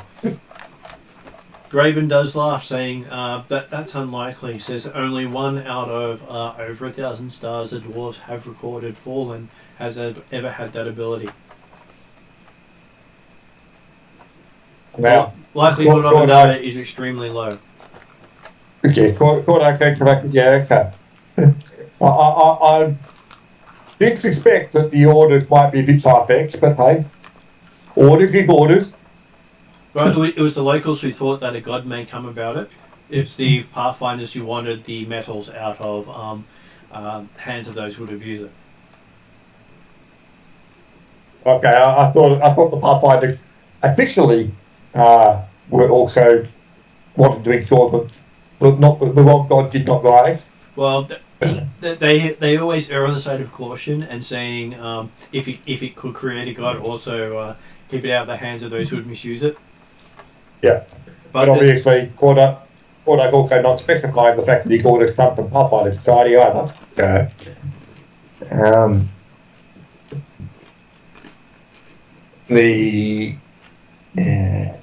And well, certainly, if a star fell here, I presume that there's more than enough sky metal for everybody. So he's got a few books on how to safely approach it. He says we shouldn't touch it for at least 2 or 3 weeks from when it landed. He said, otherwise, most of the metals that fall will kill those who come in contact with it. Yeah, well, I hope for the sake of those that came before, they're aware of your knowledge. Probably not, because most of them are idiots, he says. Have you met Clegg? I don't believe I've had the pleasure, or otherwise. Have you met a non-responsive stone? I believe so. Then you've had a random rock. Then you've had more intelligent conversation than you'll ever get out of that stupid excuse for a human, he says. I believe once I caught him inhaling some of the fumes from the gas mine, saying that he would make him stronger. How he survived, none of us know. They're poisonous, aren't they? They are. He was doing it on a bet. He won his bet, so he got himself a dose of recreational drug that left him paralyzed for a week. Well, I mean, there is the idea that which does not kill you makes you stronger. So I guess the gas made him stronger. We assume it also killed most of the remainder of his brain cells. Mm-hmm. Well, I guess if he's here ahead of us and he's still around, then, well, we will either try to protect him or try to bring home his body, I guess. If he's reached the stone before you do, you might want to stay away from him for at least a few weeks as well, because him touching you could also kill you. The contagion of the stone can be contagious. It can be quite contagious. So that's why we're trying to make sure the lighthouses are up and working, because considering the fall of it may have knocked out their functionality. Uh-huh. Did we notice the lighthouses were A, upright when we did the circuit, and B, do we get indication of damage? They had looked damaged on your circuit. Okay. I'll pass on to the dwarf for, yep. Well, when we did a circuit of the island on our way in, and yep, the lighthouse, they were still standing, but yes, they, like much of the island, they certainly took some effect from the skyfall, or starfall. Well, we do have replacement crystals for the lighthouses. If you're happy to assist us getting them back up and running, we're happy to help you safely gain the sky metal and keeping a fair percentage of it.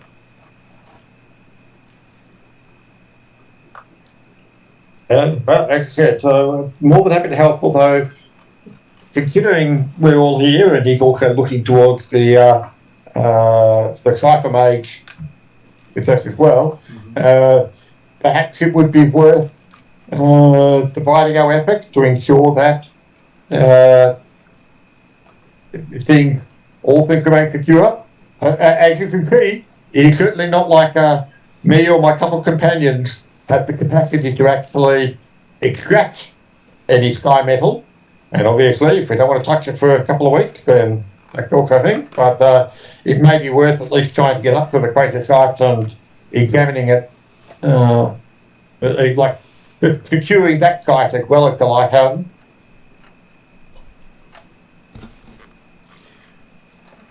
As well, if you secure the site, he'll get the Cypher Mages to help him secure the lighthouses then. Yeah, well, but obviously, if the head Cypher Mage is with us in the complication, then obviously he's not so much he'll get them too. We should check immediately, say, is this an agreeable sort of dispersion of forces? Oh, she shrugs, saying she'll help where she can. She's just happy that she's got enough experienced people here who know how to deal with the sky metals.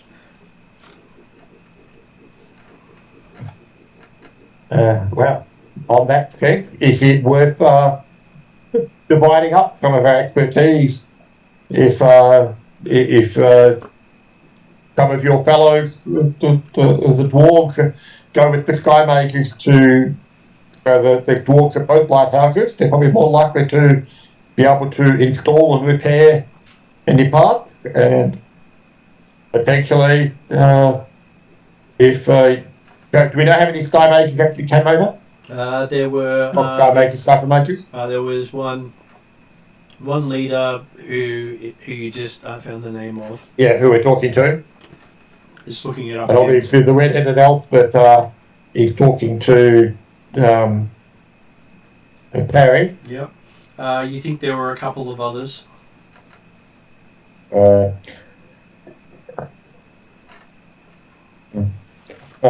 Yes, perhaps if you assign a couple of your staff to each of the lighthouses, and the dwarves divide their forces amongst the lighthouses, and then yourself or one of your followers can accompany us to the crater and look at the dwarf, obviously. Happy to have a representative of your cult as well. We certainly don't want to have anyone feeling like they're left out of any opportunity. Okay, so but all the dwarves want to concentrate first on the towers, because that's basically part of their role of being Dwarves of the Forge is that they keep the lighthouses running on the various islands. And hey, more than happy with that sort of plan. And obviously, they're probably also aware that, well, no one's going to touch the sky metal until for a few weeks anyway. At least not they're going to touch it and live. So if he's happy at the idea of effectively dividing his dwarves into 2 groups so they can go to each of the lighthouses with support from a few Cypher mages each as well. Yep. He recommends taking the Elf and the Hell Knight who came with the Cypher mages with you. He's sure that they can come in handy. Well, it would appear that they already have some connection with my colleagues. Yeah, their support would be most welcome if they're available. I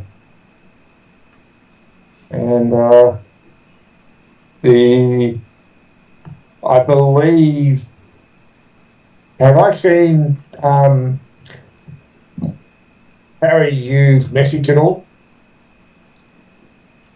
Does Perry use message? Hello, Josh.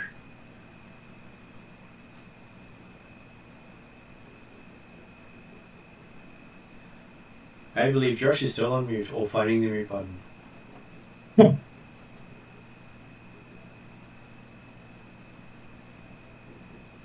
Well, I'm sure he'll get back to us when he's able to find the mute button. Either way, it's more the idea of whether or not Cordar's aware that Harry has any magical form of sending messages. If he's got any indication that he can do it, or the expectation that he should be able to do it, then he'll suggest the fact that, well, obviously, it'll be we should be able to at least maintain information to each other if we're, or even on possibly on this side of the island, but they'll send light signals to each other.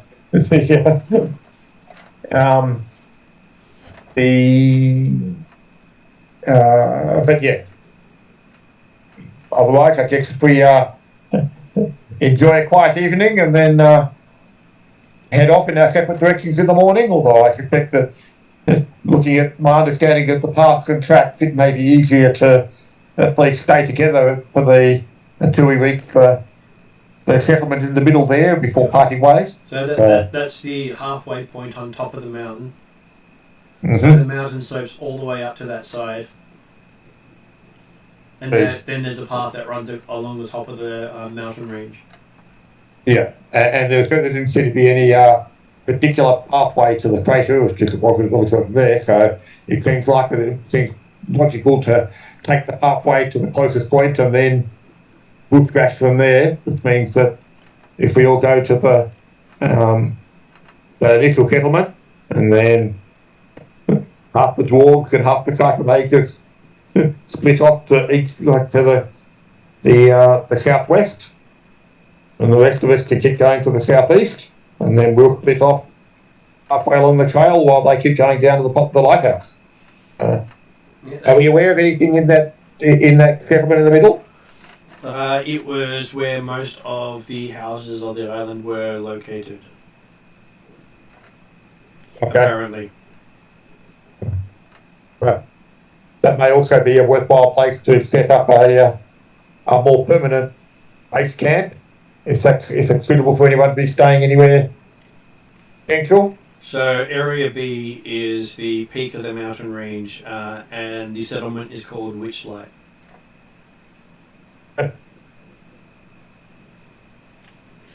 We don't know anything about it? Just that it was said to be able to have the best views of the region. You can see all of the island from there. Okay. Well, so potentially it'll be worth having a base camp at that location too, but we'll see exactly how many people we're talking about and how many people are needed. Goldhammer suggests we leave a couple of dwarves and cipher mergers there to start setting up a campsite, because he reckons by the time they reach the get the towers up and running and return, it will be nightfall by the time they reach Witchlight. Fair enough.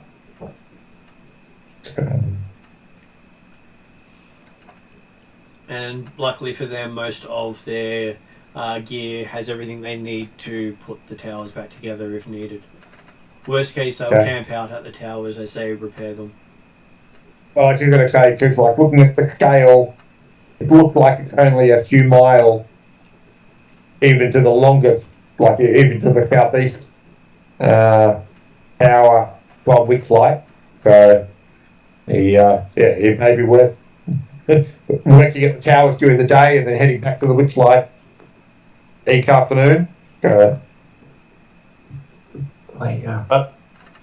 Mordecai's more than happy to leave that up to the leaders of the various expeditions. And did we have any input from someone else at that time? I thought I heard someone else speak. Nope. Okay. Well, we do have a Josh back. Yeah, sorry, I had to duck to the bathroom. I didn't want to interrupt. Okay. I am back. We were just trying to find out whether or not does Harry have message or any other way of sending messages to other people. I have message. Okay, yeah. And is it something that Cordar's like to be aware, or have you seen you using it at all? No, I've used it in front of Corda before. Yeah, okay. So yeah, obviously it's the sort of thing that. And everything's within 5 miles on the island, so. It may be a long time ago, but I'm pretty sure I sent either. I've definitely sent Doozer a message. I'm pretty sure I may have sent at least one to Corda. Yeah, okay. I would have expected it to happen, but I couldn't be certain in myself. Yeah. It was more the idea of while he's talking to the other two leaders of the expedition, the fact that hey, we're going to split up a bit, but hey, if we've got mages at each location or each team, then we can maintain comms as needed too. So although in fact they say if we're taking the red-headed half-elf in our party, then the head of the cipher mage is probably going, well, I know she can contact me. So, even if Harry was not able to. So,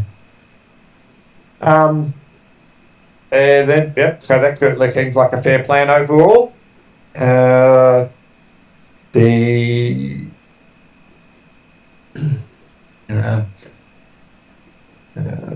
would recommend that we obviously we'll have to complicate the planning and bits and pieces and go for however long it takes. But then Corda will probably suggest, hey, maybe time to be getting some rest to get an early start in the morning. Obviously, we'll want to have sentries up during the evening in a location, because if they're potentially pirates and or plague personnel around, and or the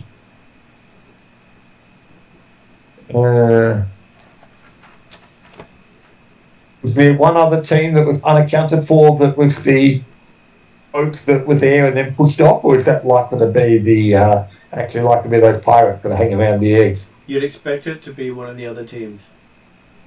Yeah, I just have to think. So you think there's 2 teams here already?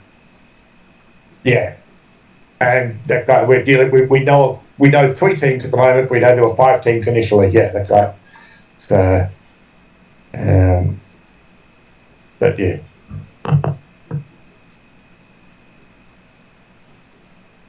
Because they were, but that's right.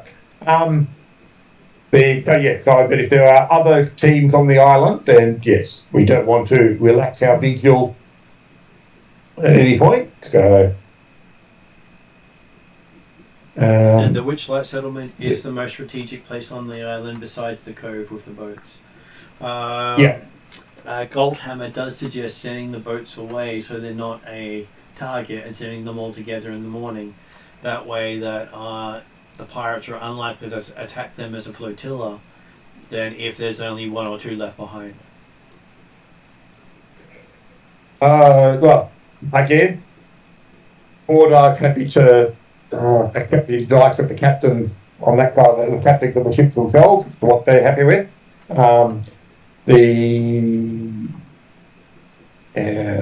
Have we got a way? Not staying at the Devil's Elbow would be a fantastic thing for all of those captains. Right, okay. Have we got a way to actually communicate to call them, or it's a case of arranging them to come back after a certain time? Godhammer recommends a week. That way, if they can bring supplies and also take them off the island if there's nothing here to take. But a week should be more than enough time to fully explore everything he says. And if you give them time to the light afterwards like that? Oh. Okay. Corda has no particular preference from that kind of stuff, so happy to go with that plan. Plus the Cypher Mage, she says she has a ability to send a message if we need them earlier. Okay. Although, I say, whether or not there's the expectation that the three ships will remain together after they get away from the island, that might be up to them. But, or if the Flying Cloud have been given any other orders, then. Well, it can return to Magnamar after considering it's offloaded supplies to keep you going for a month here. Yep. Though with the doors and the Cypher Mages, that may only last you about 1 to 2 weeks. Well, hopefully they brought some of their own supplies. They did, but they didn't have as much available. But they would have had less to actually gather from, since they were coming from Middleport. Well, and again, Gordo's happy to allow them access to our supplies on the idea that they're supplying expertise for particular aspects, whereas we're basically supplying supplies now. So you've got supplies, the dwarves have the expertise, and the Cypher Mages have the magic. So between the three of you, you're all providing something to the situation. Exactly. And then the other two have the thuggery and intimidation factors. Well, yeah, they're not necessarily part of the collective effort at this stage. So if they wish to join the team, we'll find out what they bring. Okay, so most of them are going to head up on the expedition. A few of them are going to stay behind to start taking supplies up to the Witchlight. Are they heading off tonight, but in the evening, or are they going to wait till morning? First light, they're going to start doing that. Oh, yeah, that's fine. Yep. And they're going to suggest you take a bunch of stuff with you on your way up as well. So. Absolutely. Well, certainly. The intent would be to be taking, effectively, if we're going to treat the Witchlight as our base for type stuff, the intent would be to take everything up there, as much on the first trip, and in fact, go back down again and grab the rest of the supplies before moving out to get Witchlight set up as effectively as possible. Well, if you spend the day doing it, you can have all the supplies up there safely, and turns Witchlight into a safe encampment. Yep. And because it's also the sort of thing that it means that we don't have to keep people down at the harbour to protect supplies down there if we've got stuff left behind. So.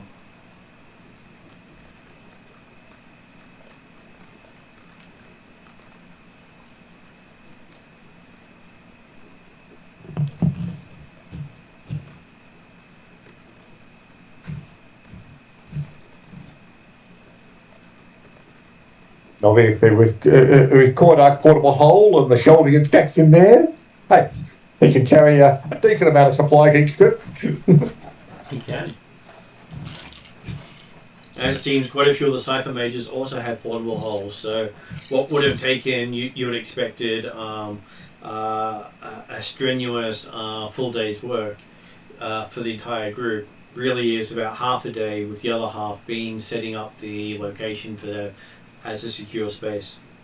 Marvellous. So what are we looking at in Witchlight? In Witchlight itself.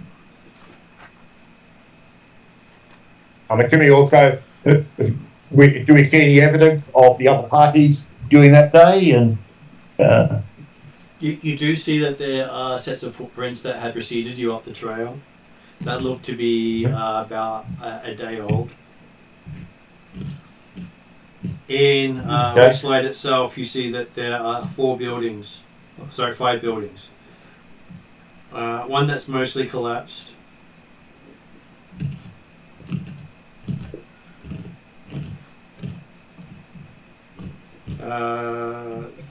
What looks to be a general building has also been pushed in a little bit. The bigger of the one of the bigger of the buildings is what appears to be a storefront, a 2-story storefront.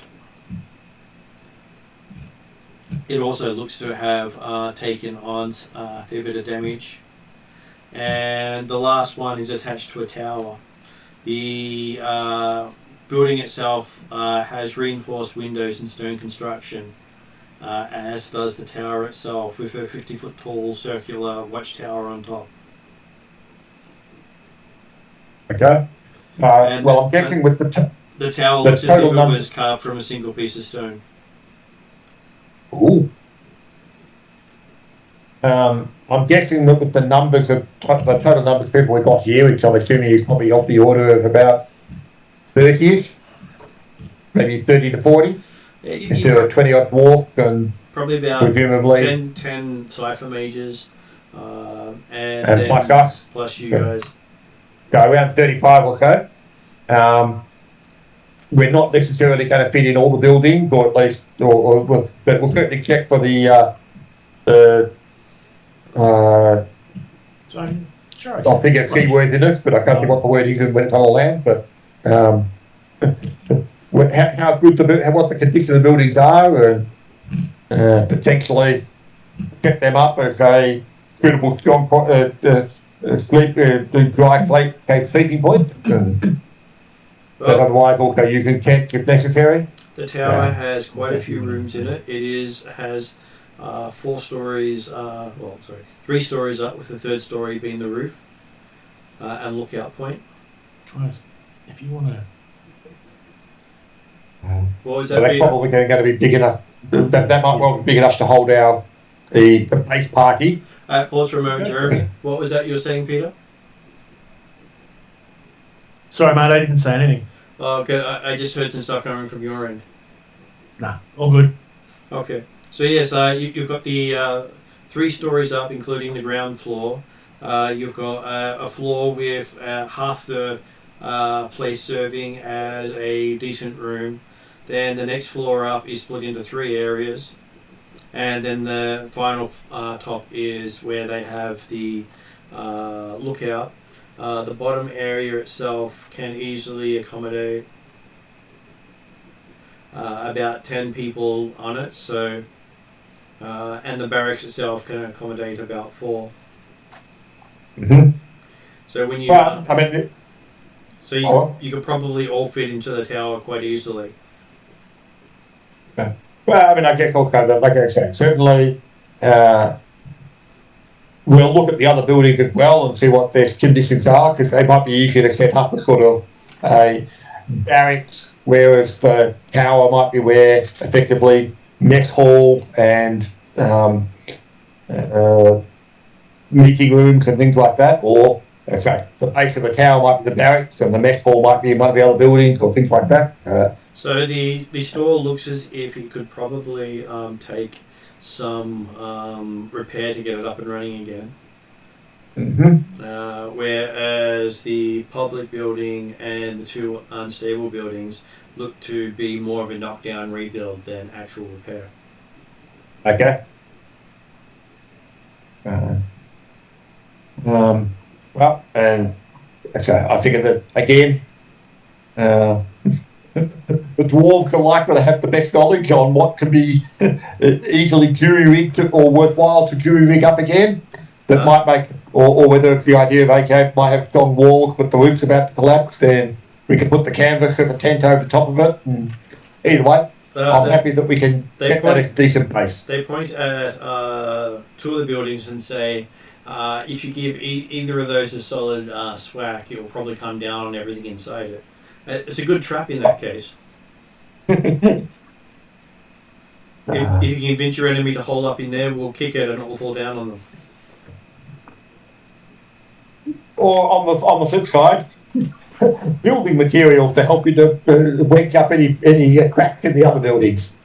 So to give you an idea, that is actually the layout. Okay. So B1 are the 2 on either end that are the same shape. and Yep. both of them are easily to knock down. Okay. B2 is poor condition. They don't recommend staying in it. It's partially collapsed. Whereas B3, which is the leftmost one, looks as if it could be repaired. It was designed as a store. Mm-hmm. Whereas B4, attached to the tower, is sturdy and could probably withstand a siege. Okay. Well, I mean, I guess Same it comes as down to the fact that if we're going to be here for at least a week or so, and leaving a base camp here each day, then while they're sitting around, they might be doing some repairs or jury-rigging bits and pieces as appropriate, but either way. They are recommending turning the store into a serviceable place. The other three, they don't think are worthwhile doing stuff. But, and particularly with the total numbers we've got here, we don't need more than 2 buildings. If we could get away with 1 building if we really had to, but we've got 2 buildings to work with, we might as well. If they manage to get the store up and running, it would be a nice extra vantage point for them. Yep. But obviously, as part of that, while we're surveying the buildings and their serviceability, do we see any other, like the footprints or things like that? Is there any other things? I'm assuming we don't find anyone else here. Yeah, all the footprints head towards where the meteorite came down. Right, okay, so they just went straight through Ridgelight and kept going along the pathway. Presumably they're going to cut across country like we came to. You can see that there's a few discarded torches as well, so it looks as if they come up here using torchlight. Right. Okay, well, they're obviously in the rush to apparently die, according to our knowledgeable dwarf. Okay, so... and then, so basically, yeah, so we'll spend the day getting the supplies up, getting the witch light set up, and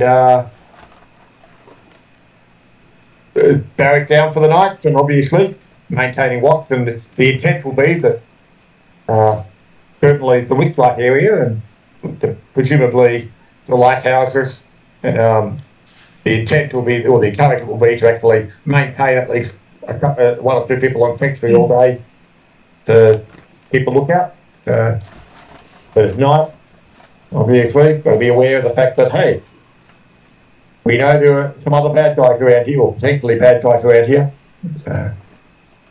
There are. I'm going to look at calling it an early night here because I'm feeling a little unwell at the moment. That's perfectly fine. So, Hope you're feeling better very soon.